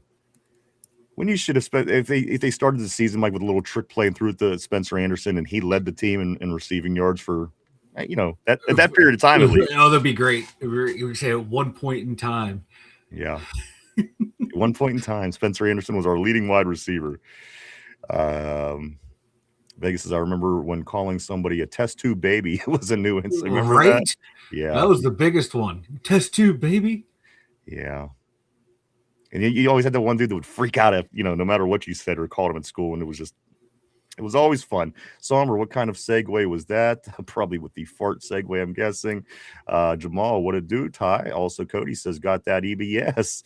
I don't think I have EBS. I just can control my flatulence now. Is that what it is? Farting is flatulence. Yes. Let's go here. Tyrone says, what's going on, my dog? Also, Vegas says, fart smelling like a hoarder's home. Mark Malone and enlarged prostate. Who knows? Who knows what's going on back there? Tortilla says, happy Mother's Day. My farts are good. Yeah, that's about as good as it gets. Jamal says, controlled gas. LOL, been working on the colon with Kegels. Yes. I wish I could say that I consciously did this, Mike. It was just all of a sudden one day I was able to do it better than I ever had. You basically control the release. I don't know. Don't ask me. Vegas says needs to get it fumigated or something. Ronald says this. He says if Aaron Rodgers after this weekend still hasn't signed or say anything, can we anoint a new holiday in Aaron of honors? In honor of Aaron, Mother's Fuck Day, Mother's Fucker Day. Sure, I like it. Vegas says Ryan was on Letterman's bit Stupid Human Tricks, farting the alphabet. I just now figured it out. He didn't have a beard back then. Now you recognize me. Let's go here to Somber. Somber says, Lindsay, I put the picture of the numbers in the group chat. Also, Lindsay, I missed that. Thanks, Somber. Ty, you also missed 17. Tortilla, me and Derpy flashed Rodgers and scared him off. Tortilla and Derpy flashed Rodgers and scared him off. Let's go here to Vegas. He says, what is that tat of? I'm not sure whose tat. What did you and what did you see? Oh, okay, for Dunker. I don't know what the hell. No idea what those are. I'm afraid to find out.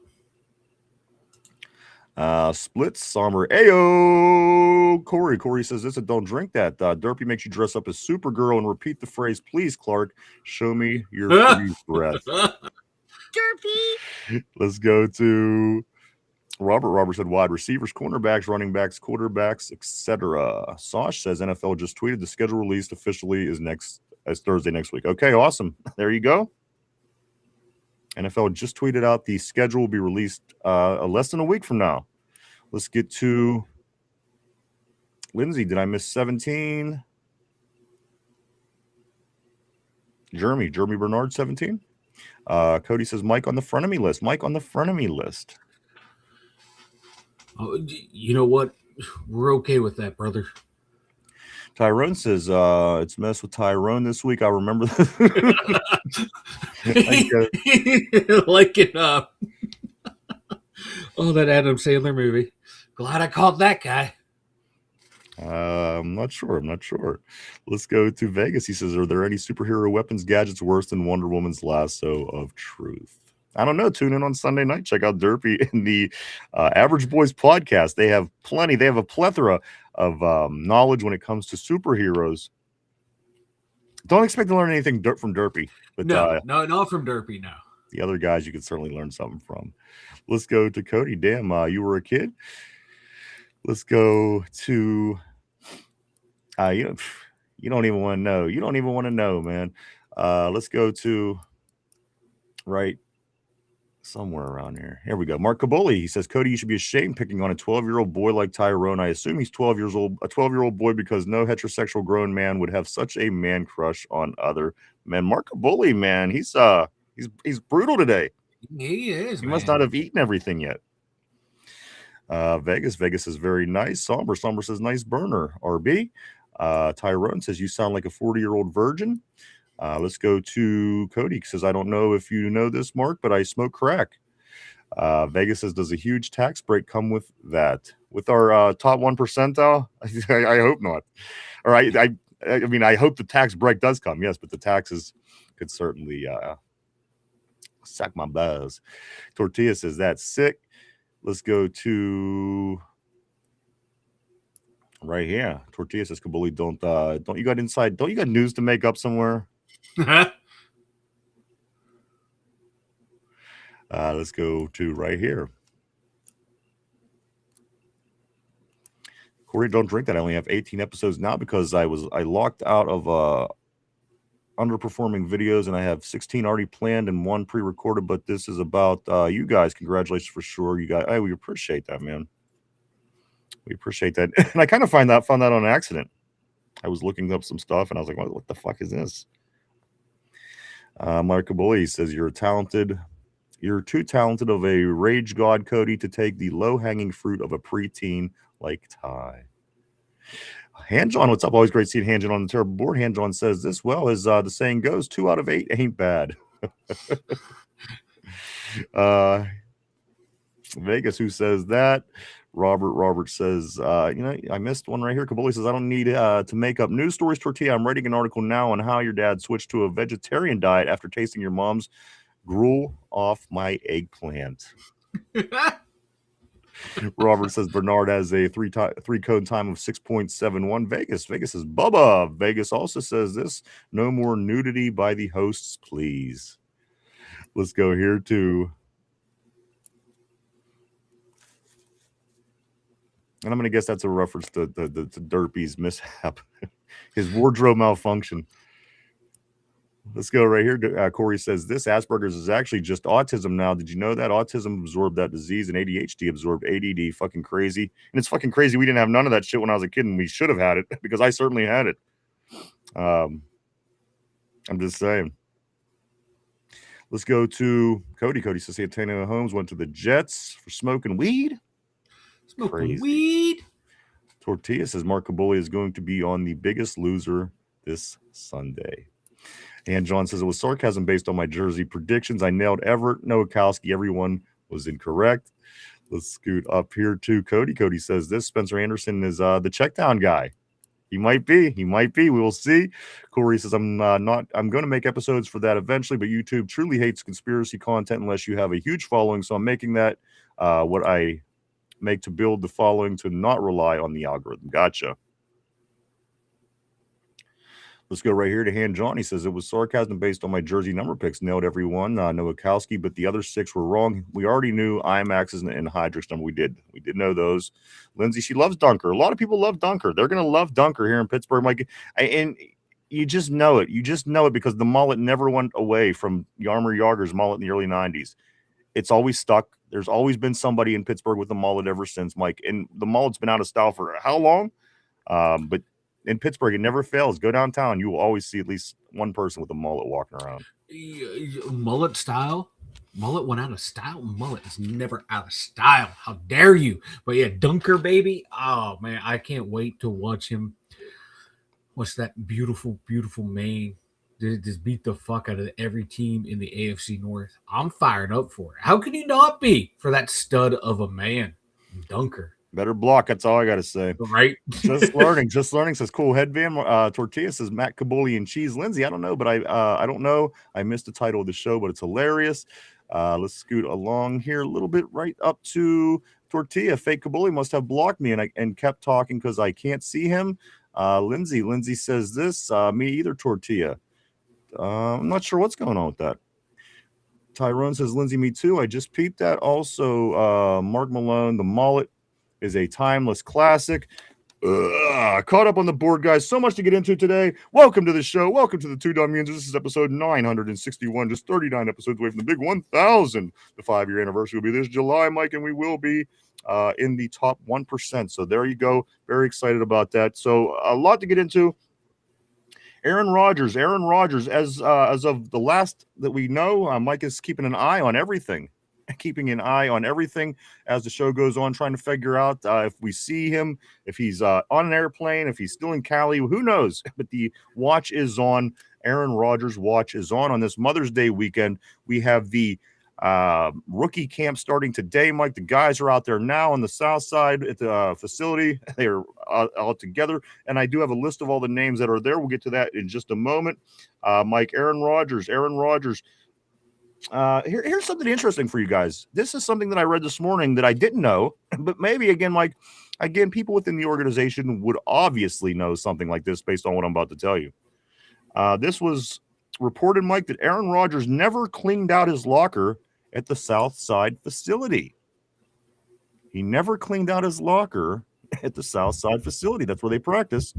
So whatever the reason for that being, whether he's just an inconsiderate asshole and didn't clean his shit, or it was a sign of bigger things to come. Guys, this was reported this morning that Aaron Rodgers never cleaned out his locker at the South Side facility. So again, do what you want with that. But that sounds like someone who is excited to come back. I mean, certainly somebody that left the option on the table. You know what I mean? Yeah. If you thought to yourself, okay, I'm done. I'm never going to be, you might have acted different. So, it's certainly somebody that was entertaining the idea of returning. You correct? Yeah. Or, he wanted to keep a shrine up for the boys to worship him after he left the little ayahuasca in there. But no, in all seriousness, it sounds like someone like, all right, if I want to come back, I'm going to come back. I got my stuff here. I'm ready to go. Hopefully he did not leave any dirty socks in there or a smelly jock. I'm sure Derpy would have sniffed that one out by now, but it sounds like sounds like he's ready to come back and have his stuff already. Like Tyrone saying, A-Rod coming home. Derpy's a sock sniffer, no two ways about that. Yeah, he's a jock sniffer. This here, guys, is what Omar Khan says this morning in regards to Aaron Rodgers. Omar says this on Sirius. I don't know where specifically Aaron is. I could tell you that Aaron and I and Coach and Aaron representatives have had good conversations since the season ended and since Mike McCarthy got hired. It's been positive, but yeah, I don't know where he is at this moment. Like, that was at 10:52. Beyond that, we don't know where Aaron is. Everybody's got their eye open. Like again, it's almost like where's Waldo in a sense. Do you see him? Does anybody see him around? Does anybody see him at the airport? Because as soon as somebody sees him, believe me, everybody's going to know that Aaron Rodgers is in town.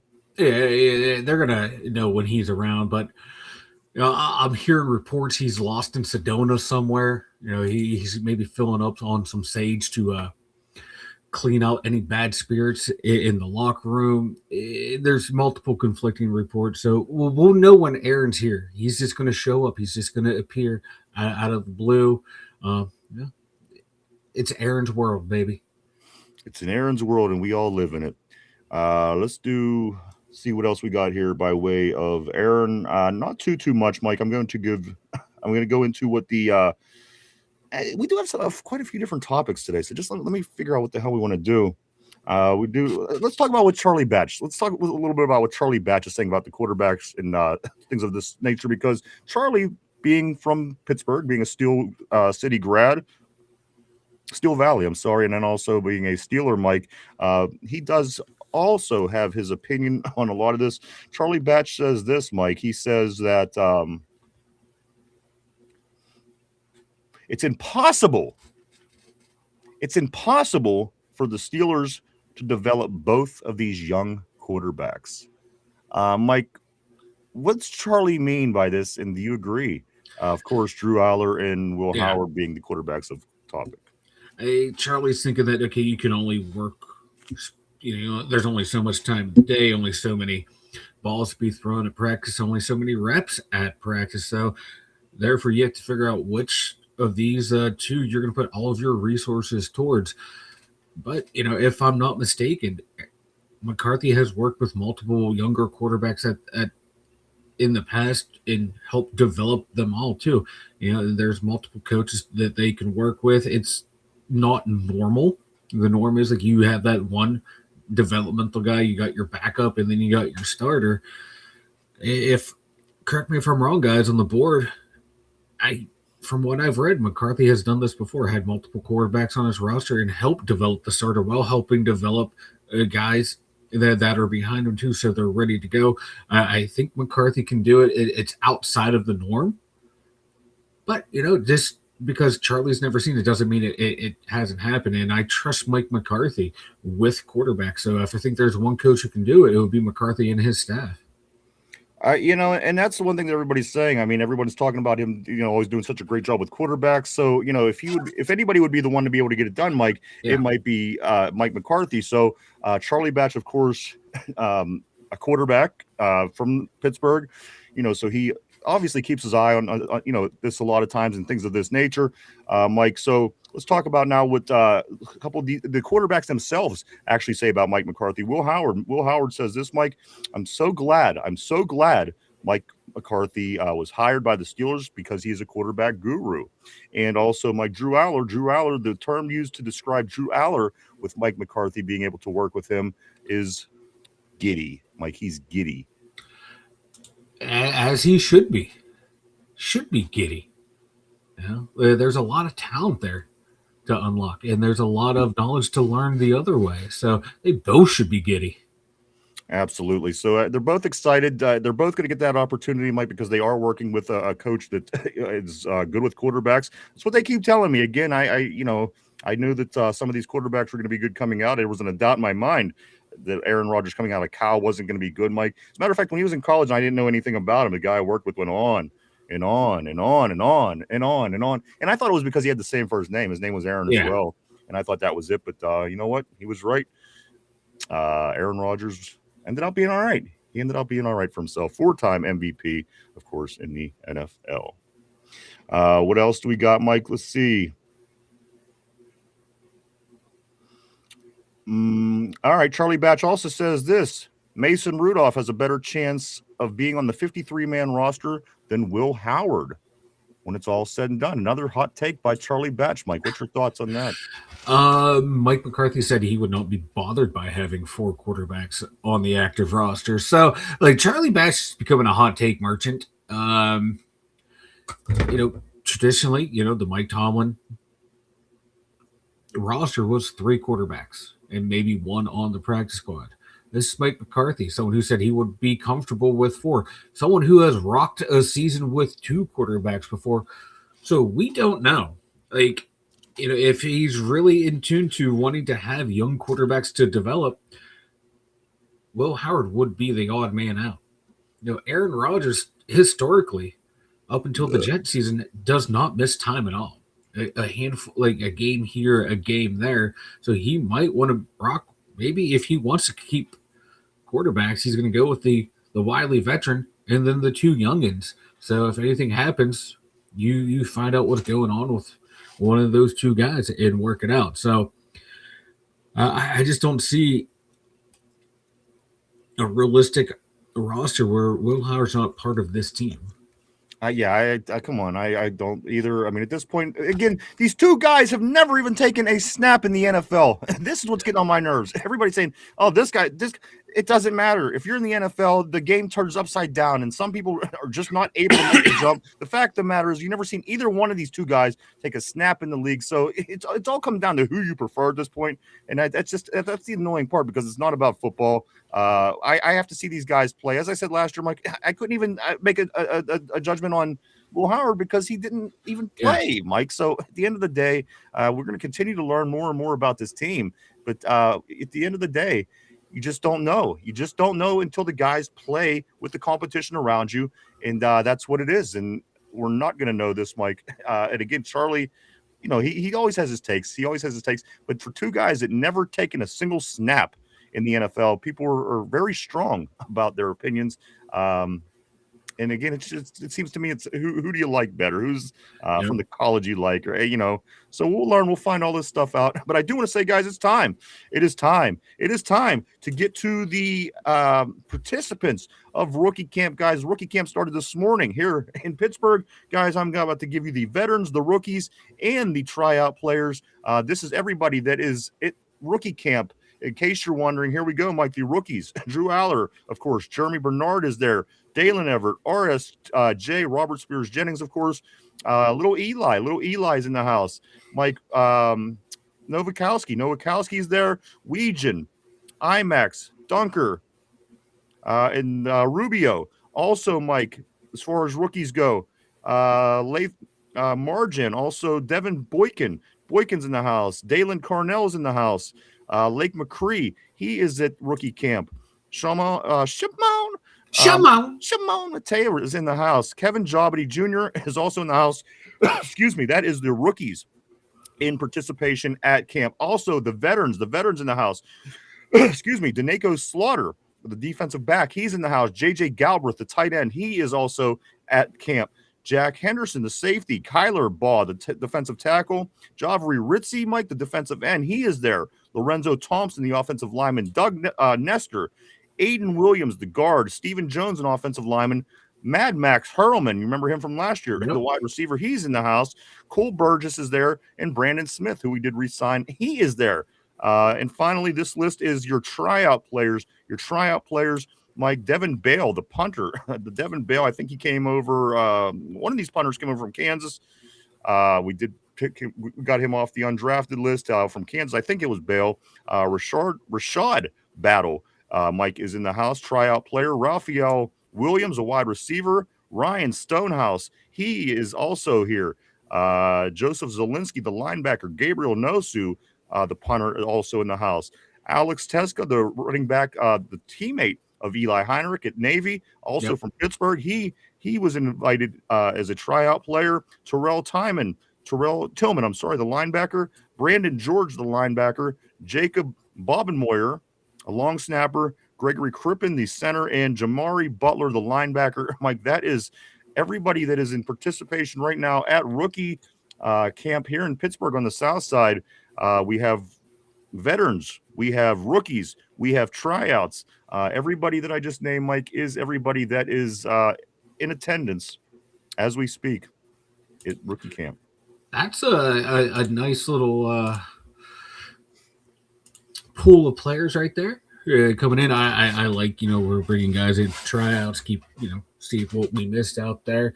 A lot of punters, I noticed. Yes, 3 punters. A lot of punters.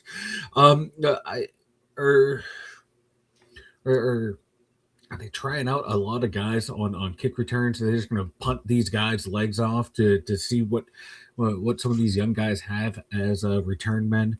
And see, we got Bill Burr. I these guys is going to compete for a spot training camp maybe, and potentially just to get some work done and let Bill Burr rest up at camp. None of those punters really. It's just shocking. 3 punters, man. 3 punters. It's what wrap. It's just jumble in my brain right there. But man, this is all the thing I know is that this is one step closer to training camp. I can't wait. Absolutely. That's ultimately that's the way I look at it, Mike. Again, these guys, none of them are going to be here. You basically know who. Listen, at the end of the day, we say this every year. You basically know who's going to make the roster. Maybe Yeah. 1 or 2 guys slip through the cracks, but at the end of the day, you're putting together 53. At the end of the day, you know who's going to be starting on offense. You know who's going to be starting on defense. You know who your punter, your long snapper, and your kickers are going to be, and then basically beyond that, you know who the second string guys are, the replacements. So at the end of the day, it's not as big as a surprise, Mike. Most people get who is going to be here when it comes down to 53 men at the end of the day. And when you put it that way, it makes you then understand why I can't give an answer about Eli, because he could fall either way. He could be one of the guys that make it, or he could be one of the guys that don't. I have to see this all play out, Mike. I got to see them play football. And we're going to get that opportunity here in August with the preseason. 3 games this year, Mike. 3 games. They're trying to get it down to 2 so they could extend the regular season. But again, still 3 preseason games, and I am going to be glued to the TV, possibly at the stadium, depending on the schedule, what's going on in preseason, Mike, checking out our team. But again, I have to see. I got to see what's going on. I got to see what's going on with these guys. Me too. I can't wait to actually get the work done. Or work started, see what they can do.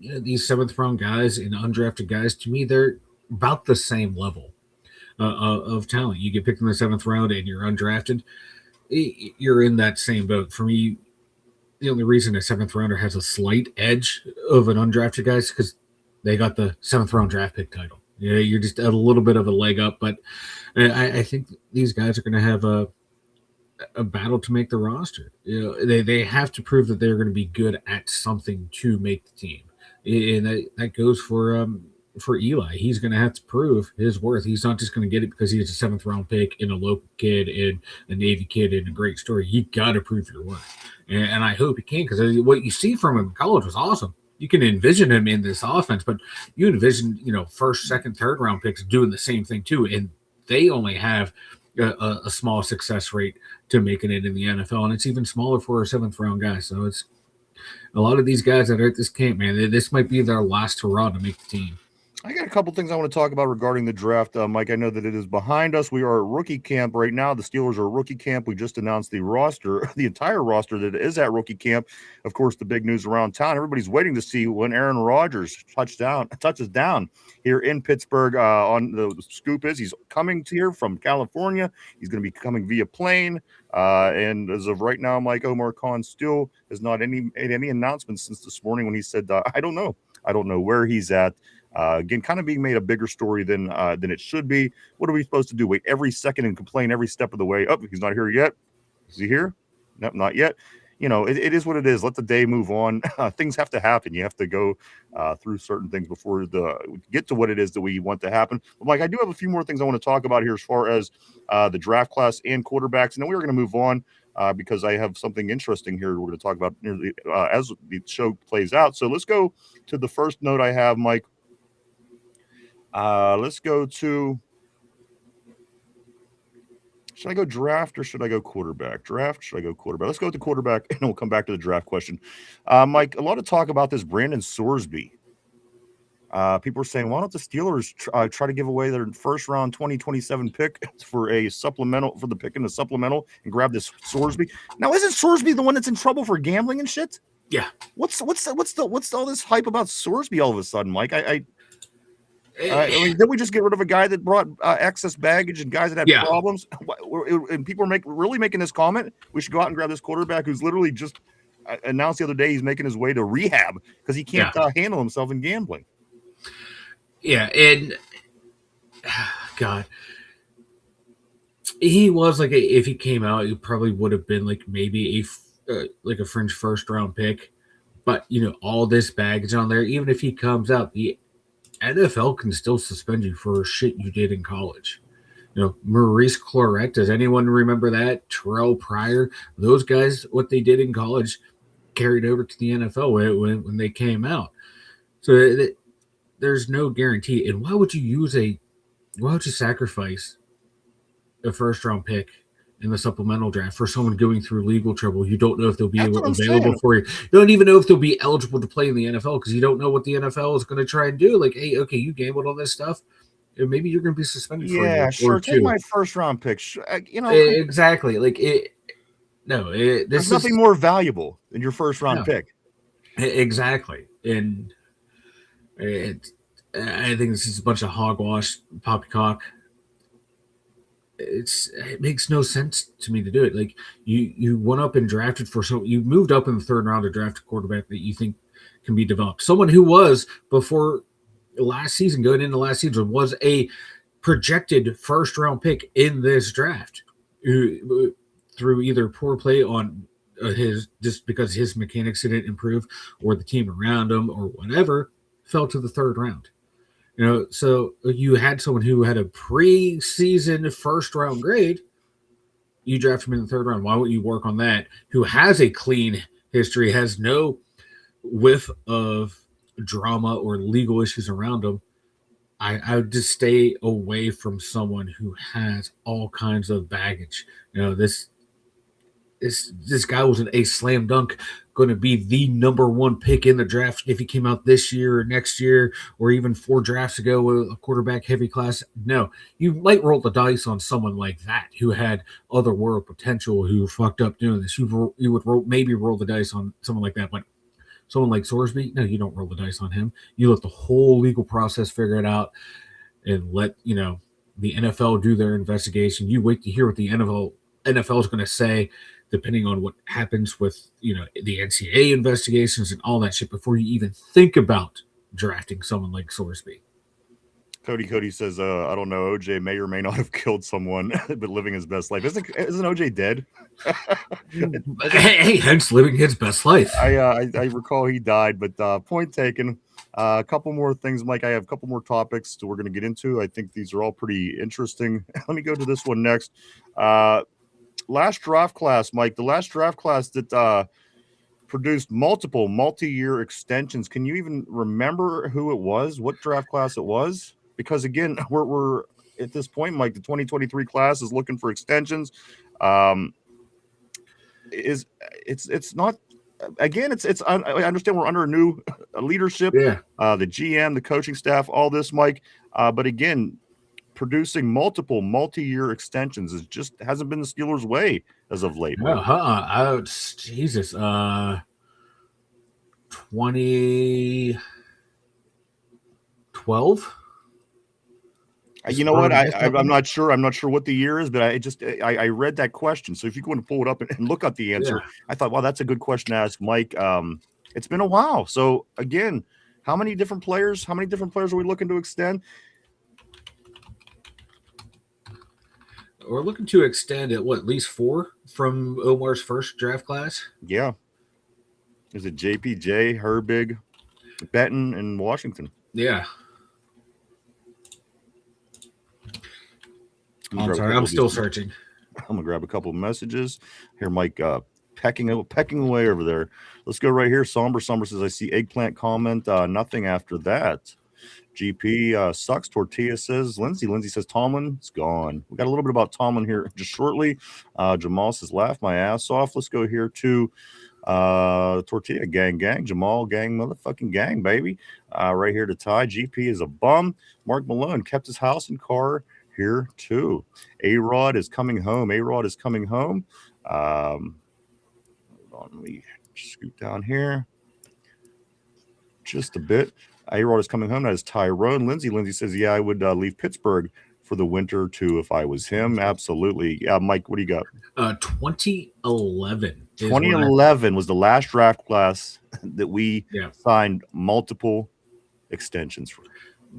Cam Hayward, Marcus Gilbert, and Cortez Allen. That's crazy. Yeah. 2011. Yeah. 2014 would have been the next one, but Shazier was cut short, and Stephon Tuitt ended up retiring early as well. So 2023 is looking like the next class that should have multiple.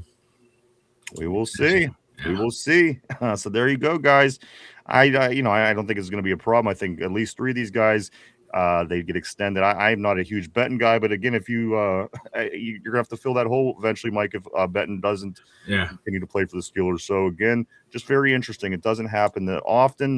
Mike, 2011, the last time. So multiple guys from a draft get an extension by the Steelers for multi. So there you go. Let's move on. Mark Malone says Derpy is a jock licker. Derpy is definitely a bit of a jock licker, he says.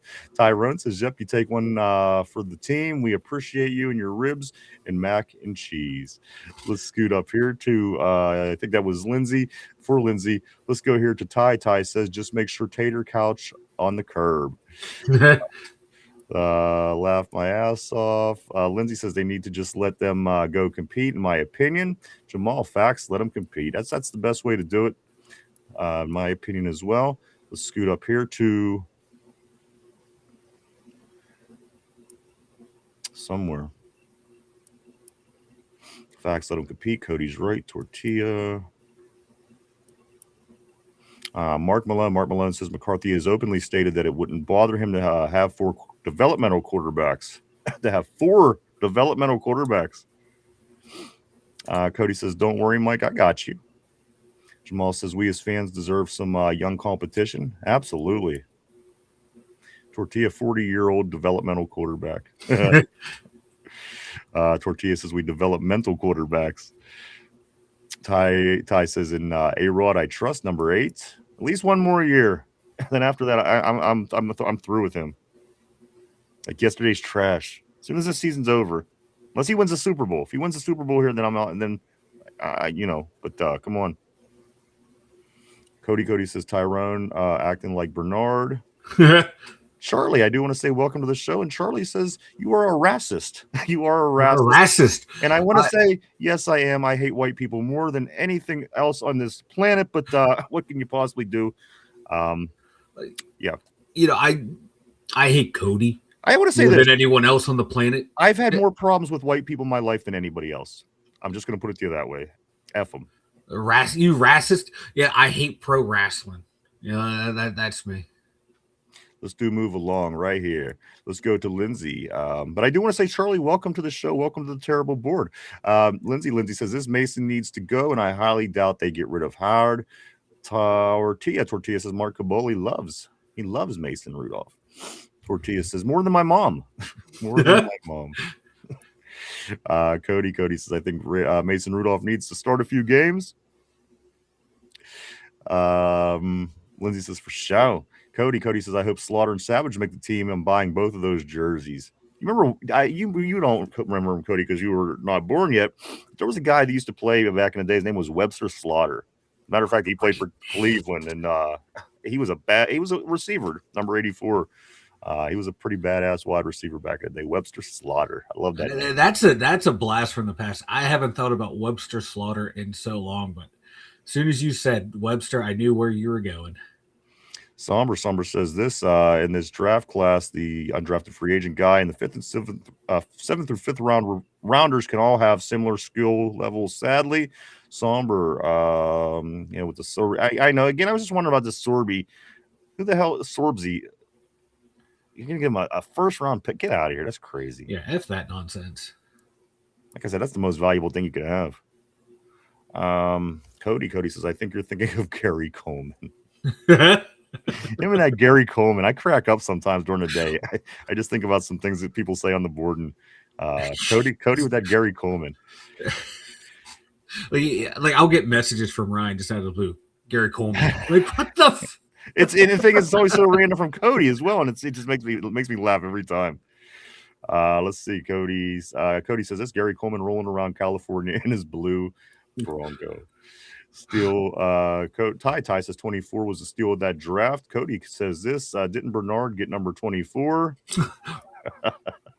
Cody says, "Oh, sorry, that was our other second round pick, not the first, but definitely a second." Cody says this. That's a lie. Mike gets along with Mexicans. I do. I get along with everyone. Well, he really doesn't, but he makes himself think that he does, and that's the most impressive part. Okay. So I was talking to work how like my head and all that stuff gets dry, and I'm like, yeah, I exfoliate, moisturize. And I want to say right now, I know where this is going, and I would never have this conversation. Go ahead, continue. I was saying, and the conversation I'm having with is a black guy, and he was like, "Yeah, dude, man, you got to use cocoa butter." I'm like, "Oh, okay, cool."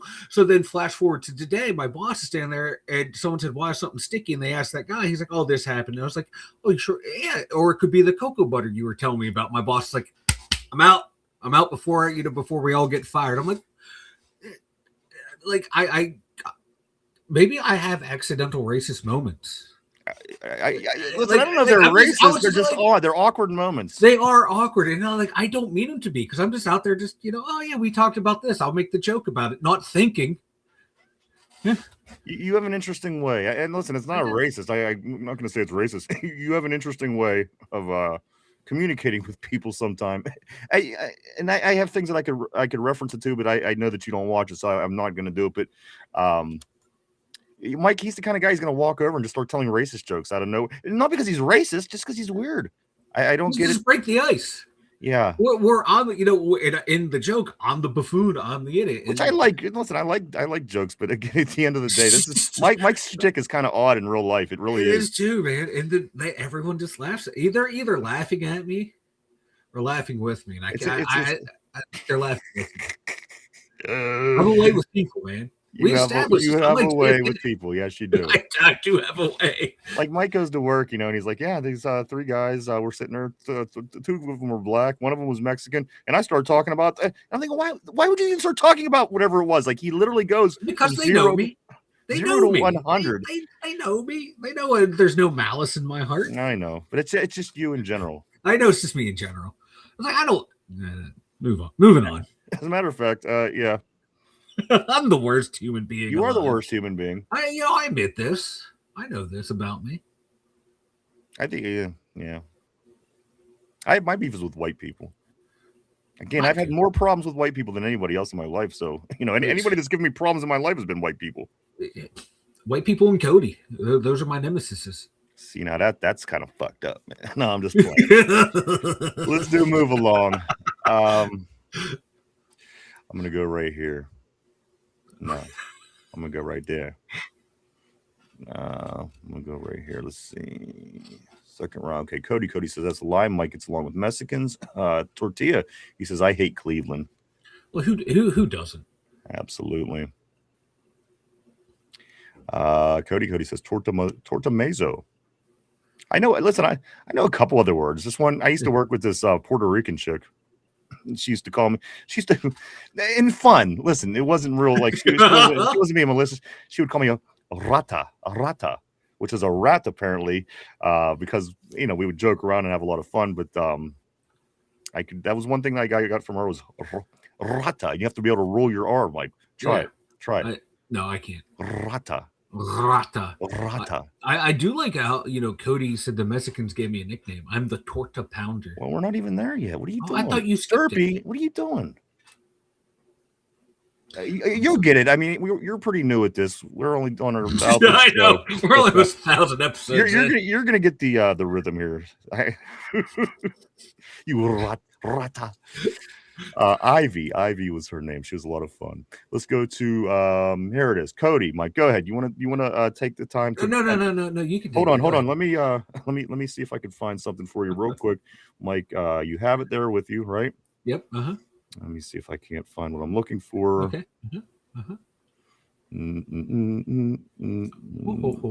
He can't find. Mate, 1,000 episodes in, buddy. You can make the hang of this. Get a hang of what? Nothing. I go ahead. It's not on here for whatever reason. Sorry. Cody saying we gave him a nickname, Torta Pounder. There you go. Mike's all worked up. I am like the coffee's starting to wear off me. I'm starting to get the shakes. Mark Malone, I remember that guy and the Slaughter, a band named Slaughter. That's right. There was also a band named Slaughter. You're right. Let's see right here. Vegas says Mike Vanilla gets invited to all the fiestas. He really does. He really does. He's over at the fiestas next door all the time. Matter of fact, last summer he was out there every day. You were out there every day. I like to have. I bring the party. Mike's so weird. He's like, I hate people. I don't want to talk to anybody. Next thing you know, he's out there hitting a fucking pinata. He has a sombrero on his head. I thought, what the fuck is wrong? Give me a couple drinks. I'm ready to go. Matter I got to feel the flow of the party. Got to feel the flow. Like, or is it a chill thing? Do I need to come out of my shell? I was painting one day over there. Cody says Jamal and Tyrone thought I was black for like 6 months. Noche de Thunder, perhaps is how you might pronounce that. I don't know. Vegas has that comment up. Let me scoot along here. I know Thunder. I know how to pronounce that word. Let's scoot up right here to Mike the Goat. Tyrone, he says that you are the goat. Let's go. Tyrone, you're the goat, brother. You're the goat. Tortilla says the only race I don't like is the NASCAR Cup Series. Yeah, you ain't shitting.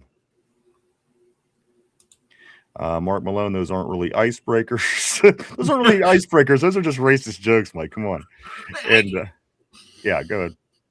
Okay, here's one day I'm at work. One of the black employees is working. And there's another one down there. And then the Filipino worker comes down and he goes, yeah, Mike, your people came up with the word. You should be able to say it. I'm like, what the fuck? And then they all start pointing and laughing at me. What word? You know what word? I don't know what you're talking about. I don't know. Filipino people? Yeah, he's Filipino. And you made up a word? No, he said, because there was like the black guy working, and then me, he goes, yeah, Mike, your people came up with that word. Why does every story with you always have to come out with the black guy at work? Why does every story with you always start out, hey, the black guy at work? Why? Why? Because he's one of my favorite people in the world. All right, so what the Filipino guy, now what's he doing? He told me, he was like, yeah, Mike, your people came up with the word. You should be able to call him that. I'm like, whoa. What word? The N-word. What N-word? No, you ain't catching me lacking. Oh, come on. I don't even know what you're talking about, man. Nope. I tried. Vegas, you didn't try. There's one from Canada, too. Cody says Mexicans that don't speak English will invite you to their house, give you beer and food. Next thing you know, you're cutting grass and helping people at home. One day, like my kid wandered out from my house and I didn't realize it. And then they come knocking on the door like, hey, Mike, your kid's over here. Next thing you know, I go over to get him. He's in the kitchen learning about spices and everything. Yeah, what were they? Yeah, all right. Let's move along. I was like, man. Listen, I have to get off the race topic. I want to talk about some football, Mike. I'm not gonna let you do it to me anymore. Let's go here to I'm sorry. I'm taking the show off the rails. I apologize. Well, this is just you in general. Like I said, this is like me when I'm sleep deprived. All right, now let me move on. Like, who has more luck breaking their bad luck? Who's more likely to break their bad luck under the new coaching staff, under the new system? Caleb Johnson, Roman Wilson. Which one of these two guys are going to be the one to break out of their mold, Mike, and actually start making some way for themselves in the NFL? Both of them, I think everybody could say that they haven't got that opportunity. Which one of these guys will take advantage of that opportunity? I'm going to go with Roman Wilson. He right now he's slotting into that number 4, number 5 spot in the wide receiver core. McCarthy likes to run, at least 3 receiver sets a ton. I think he's going to have the biggest opportunity. So now, Mike McCarthy's offenses are not only quarterback friendly, they're wide receiver friendly. I have a feeling he's going to find ways to get the ball in his hands, because we saw last year, you get the ball in his hands, he can make moves out there. He can get open, but can he do it consistently? I think he has the biggest opportunity to have the breakout this year, just because now you're not going to count on him to do a whole lot. And hopefully, he's learned that, this might be his last opportunity. And, let's clean slate. Let's start fresh with this new team. Aaron comes back, maybe, go to his house, watch the film with him, with everyone else, learn those little things. I think he's going to have the biggest breakout of those two. And, I would tend to agree as well, Mike. There's the Aaron Rodgers factor. That's obviously going to be a big part of it. If Roman Wilson is going to be the one to break out. I think Roman has more potential to be the one to break out. But at the end of the day, again, you're adding more weapons to what you had more than last year. So, you're not going to be, even if Roman is getting the opportunities, he's probably going to be looking at Pittman. He's probably going to be looking at Jeremy. He's probably going to be looking at DK. So at the end of the day, it's hard to say, Mike. And again, that's why I asked the question. Throw who you think up on the board, guys. Do you think that Roman Wilson or Caleb Johnson will be the one to break out of this funk that they've been in since they've been drafted? And again, different coaching staff, so that should be beneficial. But again, Aaron Rodgers was part of the issue for Roman Wilson last year. Just throw up who you think. Who's going to be the one that could actually break through this year? If either one, maybe you think neither one of them. Maybe you think both of them. Throw up on the board. I'm kind of interested to see what people think about this one as well. Let me grab a couple messages here. I'm going to go to Tortilla. Mike Tomlin said Vanilla Thunder can say it. And there you go. Mike T ain't here no more, brother. I'm sorry. Somber Vegas says nincompoop. Is that the word?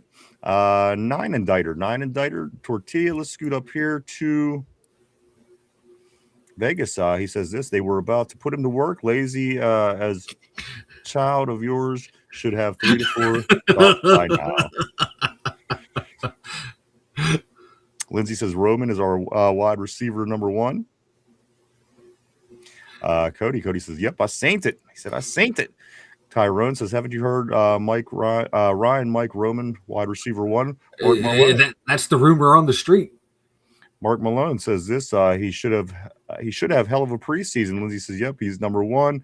Number 1 water bottles, Tyrone is saying. Let's go here to Ty. I'm going with KJ. I think that Caleb's going to be the one to break through before. It's again, it really relies on if Aaron Rodgers wants to play the game. Caleb Johnson, you just turn around and hand the ball off to him. So it's a tough one. It's a tough one because I think Roman has more of the capability, but I think Caleb has the reign to be able to do it because he makes the play happen as a running back where you're not guaranteed to get the ball thrown to you as we've seen with Roman Wilson. So again, it's going to be interesting. Lindsay said, actually want to see KJ do something. I do too, because again, a lot of good talk, Mike, leading up to when he got drafted from Iowa. He's going to be able to do this, going to do that. And it wasn't so much his running game that kept him out of the game, in my opinion. It was the big mistake early in the season. So whether that was the reason through the stretch of the season, the duration of the season, I don't know. But again, Mike, I'd like to see both of these guys at least get the opportunity. Where last year when you were deficient of, had holes and positions and you didn't have guys, you could have certainly been using these guys a lot more. We didn't. So this is going to be something we're also going to be keeping an eye open for in preseason. Cody said Justin Tucker, Deshaun Watson, and Christian Wilkins are in a bar when all of a sudden Mike Vrabel walks in and says, hey, you ain't pregnant too. Which person? What? Mike Vrabel walks in and says, hey, you ain't pregnant to which person? I don't know. The punchline makes no sense. I think he's asking a question. I don't even know if there is a punchline. I think he's asking if which one wouldn't be pregnant of those 3. I'm so confused. Cody's probably just over there laughing on his end. Tortilla Roman, he says Roman will be the one.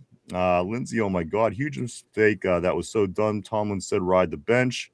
Guys, I got a little bit here in front of me. Hooked on Cody on phonics, Somber says. Mm-hmm. This is interesting, guys. This was Darius Slade talking about Coach T and his system. Apparently, this was what Darius Slade. You remember that he got cut halfway through the season. I think he got cut, and he was supposed to go to Buffalo, and then he decided he didn't want to go because it was too cold. There was issues, so don't get me wrong. But this was said about Coach T and his system by way of Darius Slade.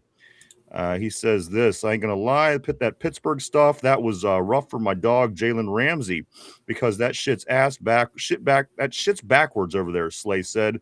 That ain't Terrell Austin shit. TA ain't teach none of that shit in fucking Detroit.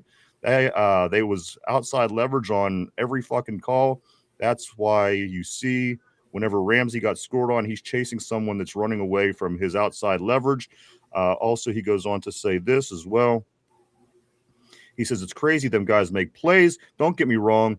This is what these coaches were telling me. You play outside leverage, and if they catch the ball inside, it's on the defensive line because they're so good at batting the ball down. I'm not banking on that. That's the only thing I did not like about the defense. Everything was outside leverage in the red zone, and the shit was weird as fuck. I've never played that shit.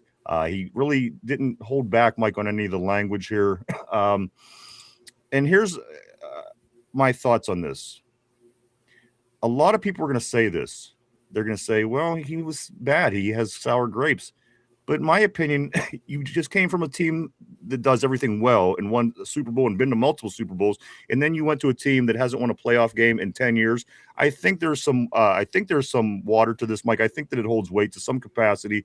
Darius Slay's words on the system here in Pittsburgh, he says it's just it was the weirdest shit I ever did. He says it was weird as fuck. I never had to play like they had me playing in Pittsburgh. Was it too complicated? Was it just a crazy system, the defense? Yeah. Mike, what's the answer to this? I don't know. I don't know, because like every opinion can be right. It feels like, because there can be an argument made for everyone. You're right. Because it could be sour grapes. It could be it's a bad system. It could be it's a system he's not used to having to run, and therefore could have been confused by it. And Jalen Ramsey could have been a little confused by it as well, like, because it's outside of what they're normally to do. And is it the coaching staff trusting their D-line? Because he also said, I think that same thing, they're trusting the D-line to knock down passes, which they do a whole hell of a lot, especially inside the red zone. So it's weird. I honestly don't know where to land on this one. Well, my thing is, why would he have any sour grapes? I mean, he didn't show any signs of being upset. He wasn't playing good football. He decided not to continue playing football in Buffalo. To me, it seems like he's given his honest assessment, because he was just on a team that does a lot of things right and was playing defense the right way and getting it done, winning hardware. And he goes to a team again that hasn't won a playoff game in 10 years. I would think that it would have to hold weight. Or he's been mad that he wasn't getting a lot of playing time. Well, if he wanted playing time, he could have went somewhere else and played. The fact of the matter, he tried to weasel his way back into Philadelphia. Then the Bills signed him, and then he turned down the Buffalo job as well. Though he was going there, and then he decided he wasn't going to play anymore. So how bad did the guy want to play? Is what I'm saying. Yeah, for that to be his argument. You don't know. I don't know. We'll find out this year, man, to see if there's a scheme change. So we'll find out who's right and who's wrong. But man, well, I think 10 years of not winning a playoff game kind of gives you a little bit of a little bit of a tell. We'll just see. Yeah, but we'll see. Absolutely. Let's go back on the board. This is just where we be at this time. As a matter of fact, I'm going to go all the way right here where Somber. He says hooked on Cody. Cody hooked on Phonics. Vegas says the CTE typed that for Cody. Lindsay, God slay bum. Lindsay says, now if he would have had a better time here and left and made the comments, see, that's what I'm saying. It's hard to tell because why would he come out of nowhere now and just start talking shit on a team that he played for, a year ago? It doesn't. We will find out. You're right. We will find out. Diana Rossini is what Cody's saying. Tyrone says, love Tallman. 3 reasons I'm happy he stepped down. 1, scheme ass. Doesn't play or develop rookies. 3, I mean, there's definitely a handful of complaints that people will have at the end of the day. And you know what? I don't think they're unwarranted, but at the end of the day, the man did manage to never allow a losing season. And that's an accomplishment in itself. Other coaches just haven't. Even Bill Belichick had losing seasons, and Andy Reid had losing seasons. So I think, again, I think that what you're saying, it's warranted. I think there was issues, and I think he did well. So at the end of the day, it's time to move on, see what we can do. Let's go here. Tortilla, he said Slay had inside out leverage. Let's go to Tortilla. He says Darius Hayward Slay. Cody says Slay calling out Tomlin's busted defense. Let's go here to Lindsay. Slay loves MVS. Tyrone says schedule drops May 14th. So is that what it is? Is that the date that everybody's confirming? Like May 14th, and that should be what, next Wednesday, Thursday? Did you say? Well, I got to pull up the calendar. Thursday. All right. So next Thursday, we're looking for the schedule to be dropped less than a week from right now. Let's go, Mark Malone. Confusing. Even the fucking opposing team's offense know what the Tallman's D was doing. That's what they said. But anyway, we will find out, guys, as we do move along. And the Steelers are at rookie camp today. As we mentioned, there's about, I don't know how many names I read off, Mike, roughly 30 to 40 different names that I think that I went through. That's between veterans, invites, and rookies. That's all going on today as we are waiting. We're waiting the word, like, from anybody. Tell us if you've seen Aaron Rodgers. If you hear anything, certainly put it up on the board, Mike. That is the big news. What's the bigger news today? Is it rookie camp starting, or is it Aaron Rodgers? Aaron Rodgers. I think it's Aaron Rodgers is the bigger news story. Rookie minicamp, it's just guys getting acclimated to the team and all that stuff. You really, because we can't see any video from that stuff. You really can't report how people are looking like. So I think Aaron Rodgers is the biggest one right now, because I wish there was like more reporting allowed to be done of rookie minicamp. I wish, you can see some of the stuff that they're doing. That kind of puts a damper on it, but it is nice to see the guys in there and getting some work in and maybe getting some accounts of how things are going. But Aaron Rodgers is the more important story right now, because if he is in town, snuck in, signs a deal, cool. We know what the hell what's going on for sure, 100%. Absolutely. I couldn't agree more, Mike. I was going to do, we had a few things set up for today. However, I don't know if we want to do them. I know that Christine was here yesterday. She wanted to do pictures of Somber and I. Somber sent in his pictures.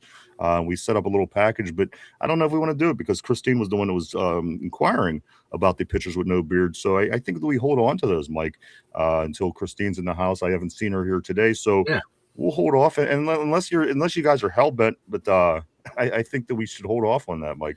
I think so too. Maybe nice little Monday little activity there. Yeah, and it could be a lot of fun. As I said, I want to say thank you to Somber. Somber did send his bearded and beardless pictures in. And if you want to check out Somber's pictures in the meantime, go over to the Discord and join if you're not already a member. But if you are, swing over to Discord, and Mike will throw the link up, and you could check out Somber's pictures there. He does have bearded and beardless pictures as pictures from in the Navy, also a couple other ones as well. And okay. Somber says, I think she already seen mine. And I do want to say thank you for your service as well, as Somber was in the Navy. So, again, maybe we'll do that on Monday. That'll work. Let's see. Vegas says, wait for her. She said she loves your beard. And that's what I'm saying. I didn't want to do without her here, because she's the one that actually brought up the topic in the conversation. But Somber again does have Mike. He has about 10 pictures up over there. Yeah, whatever. I checked him out. There's bearded pictures. There's beardless pictures. Go check out Somber on the Discord. Tyrone says, Christine driving at the hospital. Not sure why, but she told me to say hi. I asked her where she was like about an hour ago. Dang, I hope everything's all right. Yeah.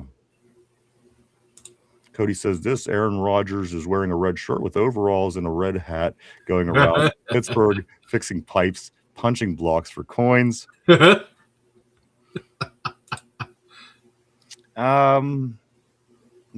we'll wait. We'll make it a thing. Make it a thing. Mike, why don't you go and tell everybody about the website? Head on over to the2dumyinzers.com. We got all the top news stories out there for the Pittsburgh Steelers, so you can check it out. We got links to the merch store. We got links to all around and our social media, so check it out at the2dumyinzers.com. It's a happening place. Go check it out. Mike done a lot of work over there. It's had a total facelift. It's like a whole new website. Go check it out, www.the2dumyinzers.com. That's www.the2dumyinzers.com. A lot of cool things over there. Go do check that out. Let's go right here. Rodgers is going to show up in a dunker wig. I'd like that. That'd be funny. Hell yeah, brother. Ty says this. Yes. Okay. Yeah. Let her know Monday. Ty says Somber. Lindsay as well. Me what? LOL. I guess it's time. It's time to do some trivia. Trivia. Mike, put on your thinking caps. Everybody at home, put on your thinking caps as well. Everybody on the board. Here we go. This is the question of the day.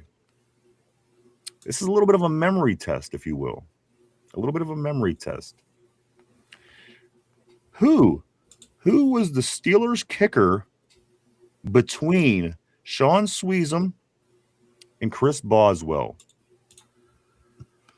Now, I want to explain this. I have to kind of put this into perspective for a way that is easy to understand.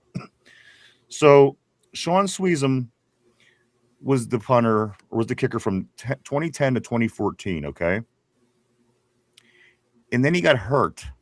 And this kicker, the one that I'm looking for, is the answer, who was there. But Sean Sweezum was still on the roster. He didn't get released till 2016.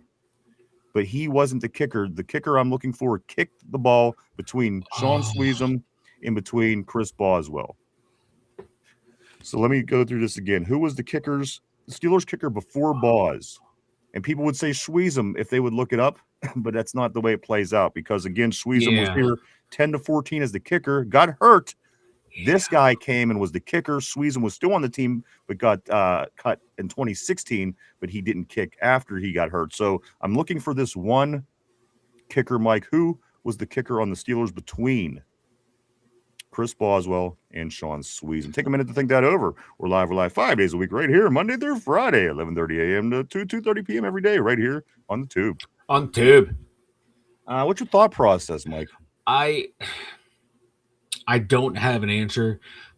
The chat is up. Somber, you are on the right track. As soon as I saw what you put in there, a name clicked into my head. Mike, that's the way the trivia goes for you every day. I don't know if you like that. I know. So full credit to Somber. I believe it was Josh Scobie. Josh Scobie, interesting, Mike. Is that I remember when Sweezum got hurt because he always wanted to go out and tackle people because he was Canadian. He was a hockey player, made the tackle and broke his leg. The kicking Canuck. Yeah, the kicking Canuck, and I think it is Josh Scobie. All right, I'm seeing some Josh Scobies also on the board, Mike. So is this your final answer? Josh Scobie. It was between Sean Sweezum and Chris Boswell. You're sure of that? That's what I'm going with. All right, so I'm going to lock you in on that, and we're going to give the credit to Somber if it is correct. Somber says this. He had a funny name. Let me go back because I think I missed some here. Lindsay says this. My hair is dyed red. I don't need two Tyrone. Also, Tortilla saying Antonio Brown. Antonio Brown was the kicker. Let's go here to Somber. Wasn't it something like Scooby-Doo or something? He had a funny name. Cody says Mark Wahlberg. 007. What's up? Always great seeing 007 on the board. 007 is saying Josh Scobie as well. Somber says, yeah, that's it right there. Tortilla says, I don't know his friend, but I know his friends with Odell Beckham Jr. Lindsay says cheating. Yeah, he is, but there's just no other way to do it. I apologize. Let's go here to Mark Malone. He says old vet guy, wasn't it? Ty says Lindsay, Mike, don't cheat. Cody says Jeff Reed. Vegas is saying Gump. Mike, you said Josh Scobie, and that's what you're sticking with. I do have you locked in on that. Question of the day: who was the kicker on the Steelers between Sean Sweezum and Chris Boswell? And again, it was kind of tricky by the way that it played out because it technically was Sean Sweezum. However, he didn't get cut till after the guy that started kicking. So basically, it was kind of a tricky question. Mike certainly used the resources to his advantage. He chooses Josh Scobie. The person that did kick the ball between Chris Boswell and Sean Sweezum was, in fact, Josh Scobie. Sweezum was the kicker 2010 to 2014, gets hurt in 2015. Scobie comes in and does the kicking in 15. Sweezum comes back after the injury in 2016, still not kicking, though. Scobie keeps the job. They cut Sweezum. And then the very next year, Chris Boswell was signed with the Steelers in 2016 and is still there till this day. So good job, guys. Great job, everybody. That is the correct answer. Josh Scobie. Good job. Good job, everyone. Somber with the assist. Thank you. Mike, your thoughts on today's show? Just all the topics. Aaron Rodgers, of course, is the Sasquatch. We all have our eyes open for him. The rookie camp starts today. A bunch of odd news here and there, odds and ends, things. Yeah. What's your thoughts on this today and the week? Yeah, I think it is possible to develop two quarterbacks at the same time. We this that'd be like saying you can't develop two receivers at the same time. You can't develop two defensive linemen. You can't develop two offensive linemen at the same time.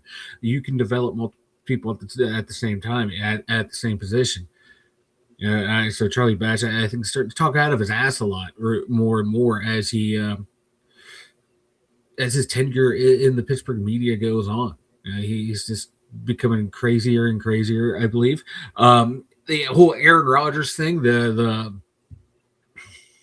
Ayahuasca Express, as I have coined it, I'm loving the saga, man. I hope it gets resolved quickly. I think it's This is boring. so we know. And then, like, the whole contract situation right here now, people I see online are arguing, oh, if you give him this much, it's going to ruin, the carryover cap from this year to next year. Like, who gives a flying fuck? Omar Khan knows what he's doing with the salary cap. So, fuck it. And it'd be nice to have Aaron here. And you know what? This whole week has been great. Tyrone, you've been a champion all week, taking the heat with the JPJ stuff. You, my friend, are the GOAT. See, I'm bored personally with the Aaron Rodgers thing. It's not fun to me. It's just, it's outside the box, and it's Aaron. It's not football's a team thing. And again, at the end of the day, I'm ready to move on with this and get things figured out and decide what we got to do. And it's always so hush hush. And I knew that it was that way under Tomlin, so we'll see if it continues under Mike McCarthy. But at the end of the day, I find it boring. I'll be happier when it's all said and done, and we don't have to worry about all off season if we're gonna have a quarterback. So once this era is done, I'm gonna be fine with it. I'm kind of over the Aaron Rodgers thing. We have two pieces in place that we took in the draft the past couple of years. We're probably going to go after somebody next year if those don't work out or show enough to work out. So at the end of the day, I'm just again I'm bored with it. This isn't why I like football. I don't want to sit around and worry if my quarterback is going to be our Yeah. quarterback this year. That's just again it's beyond my area of interest. So I'm over that. He's going to help us win some games at the end of the day. But at the end of the day, Mike, it's gonna be an era that we all go back and laugh at if, in fact, we don't win a Super Bowl this coming season. We're all gonna go back, in the future and talk about those days, those 2 years when Aaron Rodgers came, and I think we'll all probably laugh and have some fun with that. As time goes by, and we laugh at Tommy Gunn getting garbage thrown in his yard, or we laugh at this player for that. I do think that this is going to kind of go down as that one of those time periods where we were in a state of disarray. And again, I'm just bored with it. I'm bored with it. I want to talk football. I don't want to talk about if Aaron Rodgers is on an airplane or if he's coming today or if he's. It's just again kind of boring to me. That's just where I'm at this point. So if he comes, let's do this. If not, let's move on. That's what I'd rather worry about our football team instead of one guy who, again, he's not a Steeler. He's going to retire a Packer. He's a Packer. He's got all of his numbers as a Packer. He's won a Super Bowl as a Packer. He announced that he's going to retire a Packer. I'm just, again, whatever. If you can win a Super Bowl for us, let's do it. If not, I'm ready to move on. That's just me. Let's get back on the board here for a couple. I don't want to leave anybody out, Mike. Let's go to Somber. Great show, you bastards. We appreciate you, my Thanks, man. sir. As Thank always, you. thank you. As always. Cody said Jeff Reed is the only kicker on the team I remember. Tyrone, man, he is Mike, he is a champion. He, like I said yesterday, like a guy in the war that gets shot, that carries the flag. You always got somebody that's going to be the man that grabs that flag and keeps moving forward. Tyrone is that man with the here we go in the Rockets. So we haven't seen Aaron Jade for about a week. So Tyrone is keeping that tradition going. Also saying Mike is the GOAT. Following that up by saying it's all good. I always say you got to be good. You got to be good to be talked about, Mike. There you go. 100. Cody says salary cap is fake. Christophus, what's up, dude? What up? Media available tomorrow. Reports on practice. Mike Sandusky. Cody's saying, great seeing you, Chris. Yes, we got all kind of things going on, man. Hopefully, again, I would like the news to be about the kids. I would like the news to be about the rookies. I'd like the news to be about the undrafted free agents. But no, we're all going to sit here and all worry about Aaron Rodgers and if he's going to show up. So that's what I'm saying. He's kind of taking things from other people at the end of the day. I'm over it. It's boring to me, but it is what it is. This time next year, Mike, we're not going to be having this issue. We'll have other issues, of course. But again, if he's going to come in and win us some football games, I'm all for it. But just keep in mind, his heart's in Green Bay. His heart is in Green Bay. Yeah. We can't argue with that. Let's go here to Ty. He says, A-Rod coming home. No worries, distress. A-Rod is coming. Tortilla says, and he will. I think he'll be here. I just think it's boring. Again, we should be excited about these kids. We have a whole crop of rookies that we just drafted. Guys that are probably going to have big impact on this team here eventually. And again, we're worried about if a 43-year-old man is on an airplane here to come. That's what I'm saying. Yes, I'll take it. Yes, he'll get us. He'll benefit us, but I'll be fine when it's over as well. That's just me. What all do we got to go over here today, Mike? It's Mother's Day weekend. You're not going to want to miss the Pittsburgh Pirates. They are in San Francisco. The road trip finishes up on Sunday, as does the first quarter of the season in Major League Baseball. The Pirates start a 3-game set against the Giants tonight at 10:15. Game 1 of 3 tonight. Pittsburgh Riverhounds back at it, Mike, as they travel to Louisville City. They take on Louisville City FC tomorrow at 7:00 p.m. And the Pittsburgh Passion, our women are finally back at it, Mike, after the big 56-14 win over Tampa Bay last week in the opener. They're traveling to D.C. to take on the Divas, Mike, the team that knocked them out of the playoffs. A surprising upset last year in the playoffs. It was the Passion season, in my opinion, to lose, and they did not pull it off, Mike. Passion at DC tomorrow at 6:00. That will be on YouTube. I certainly will be watching that game. And finally, UFL, the UFL all through the weekend. If you still, you want a little bit of American football to kind of get you through, guys, UFL could, as long as it's football on my TV, I'm happy with it. Mike, tonight, week 7 in the UFL, Columbus going to St. Louis. That's an 8:00 game. Over the weekend, Saturday, Louisville at DC. That's 1:30 tomorrow. Also tomorrow, Dallas at Birmingham, an 8:00 start. And finally, week 7 wraps up in the UFL as Orlando travels to Houston on Sunday at 6:00. A lot of sports to hold us over right now until training camp, man. A lot going on. I love it. It helps. It does. It really makes time go. Let's go, Cody. Cody says this. Remember the time Rodgers got sacked by Broderick? Yes. How can you forget? That's going to definitely be a moment that we laugh about for the rest of our lives. Vegas says Brojo stinks, and we talk about him. And Somber says per Rappaport. Mike, Mother's Day. Any big plans? Yeah. I can get my mom something for Mother's Day. Go check out to her place, see her, make sure she's doing all right. Yeah. Like, you gotta take care of her. She's getting up there in age, but she's still spry. Still spry for an almost 70-year-old woman, man. She runs laps around me, man. So I can go home, take care of mom for a little bit.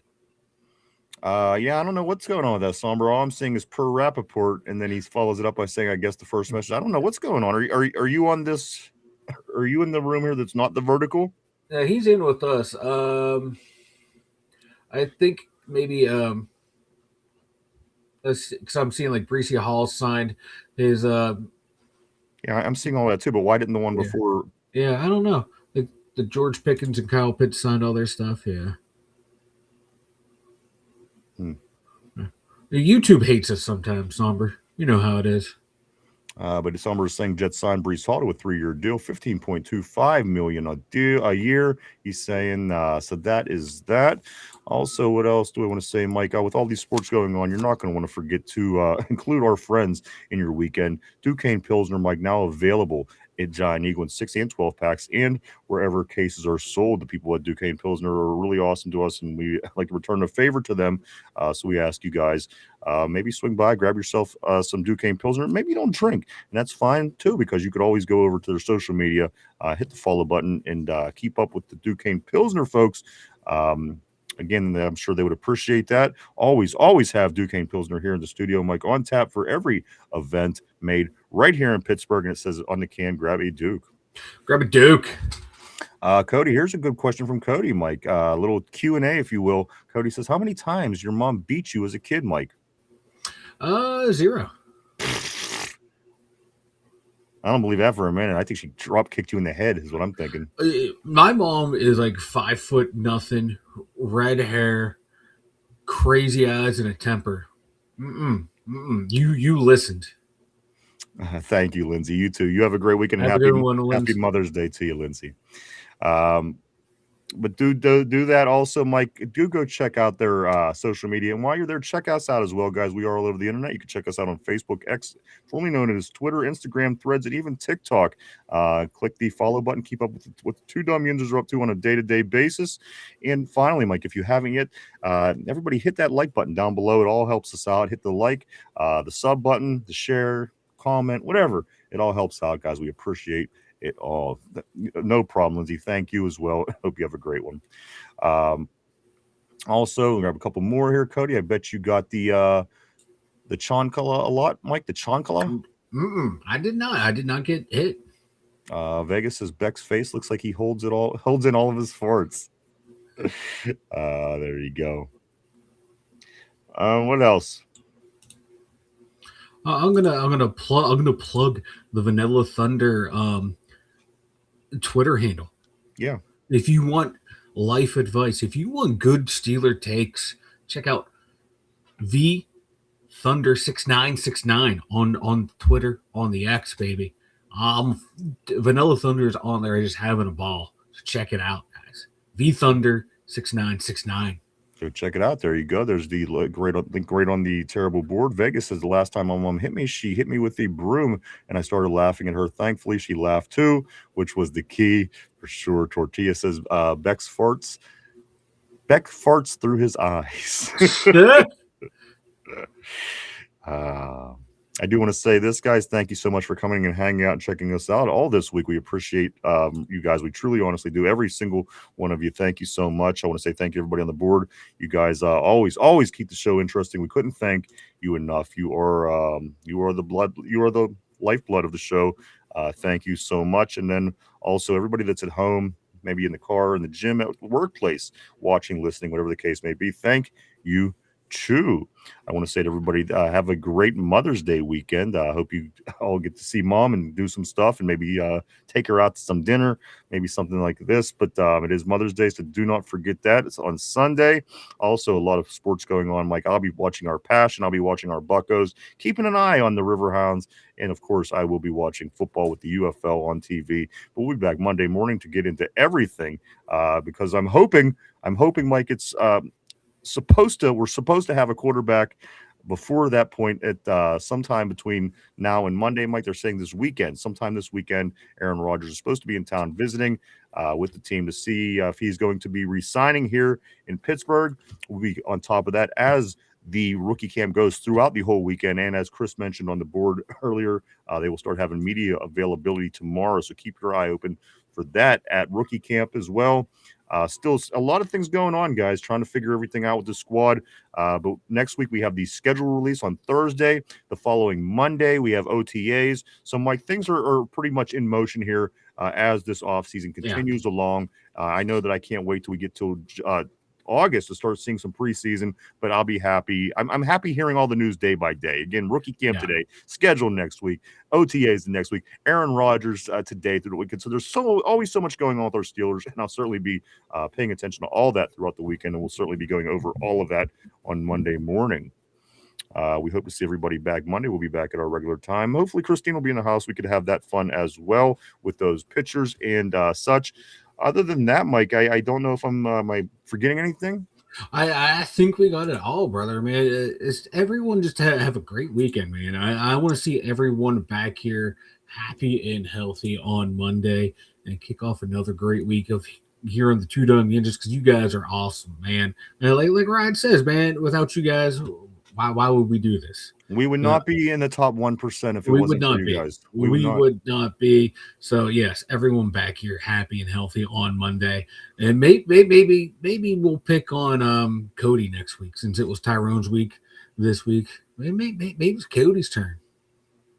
And you were all top 1%. It's not just, you know what I'm saying? You guys are just as much as we are. So take pride in it as well, guys. You were all part of the top 1%. Congratulations to you. Let me grab a couple more messages. Somber says perpetual pink eye. Tyrone says this just got off. Should I go get Taco Bell back? You should go get Taco Bell back to back. I am 100% for that. Cody says you got Instagram. That's to us. We do. We have it. Vegas says no back-to-back Taco Bell somber. Just inject it into your veins, Ty. Let me scoot here. Tortilla. Tortilla says this nacho cheese IV. I think that I would be up for that as well. Somber says Baja Blast sodium nacho cheese. Just a normal bag of fluids. Guys, you were awesome this week. We really, truly appreciate you guys. We really honestly do. I hope everybody has a great weekend. Stays safe, stays out of trouble. And again, spend some time with mom. Give her a call, maybe. Grab her a card, flowers, something. Make sure you do that because she's the only one that we have. So make sure you take care of her. Cody says you can try. Somber says, peace, fellas. We want to thank everybody once again for coming and hanging out and all your support. You know that. Again, we'll see everybody on Monday. Buccos, big series tonight against the Giants. Mike, who wins the series? Pirates, Giants? I hate to say it. Giants. Hate to say it. All right, I'm going with the Buccos on this one, and I do want to say welcome to Aaron Jade, Mike. He does make it through the door before he makes it out. That. And I just want to say, Aaron, my man Ty, he's been not picking up the slack. He picks up the flag and marches with it as they do in war. And somebody goes down, like as a soldier gets shot. So I do want to say that he's certainly been carrying your legacy while you've been off a couple of days. So Ty has been doing a great job. But awesome, always seeing you, Aaron, as well. Here we go, Steelers with the Rockets. I love that.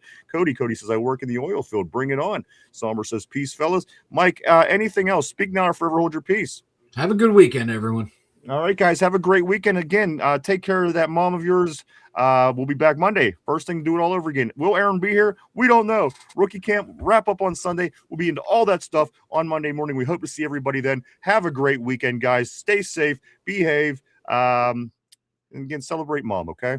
Have a great weekend. For the two Dum Yinzers, for Chop, for RB, for Derpy, Finch, Mike, myself, here at the show, the gang. Everybody have a great Mother's Day weekend. We'll see you on Monday.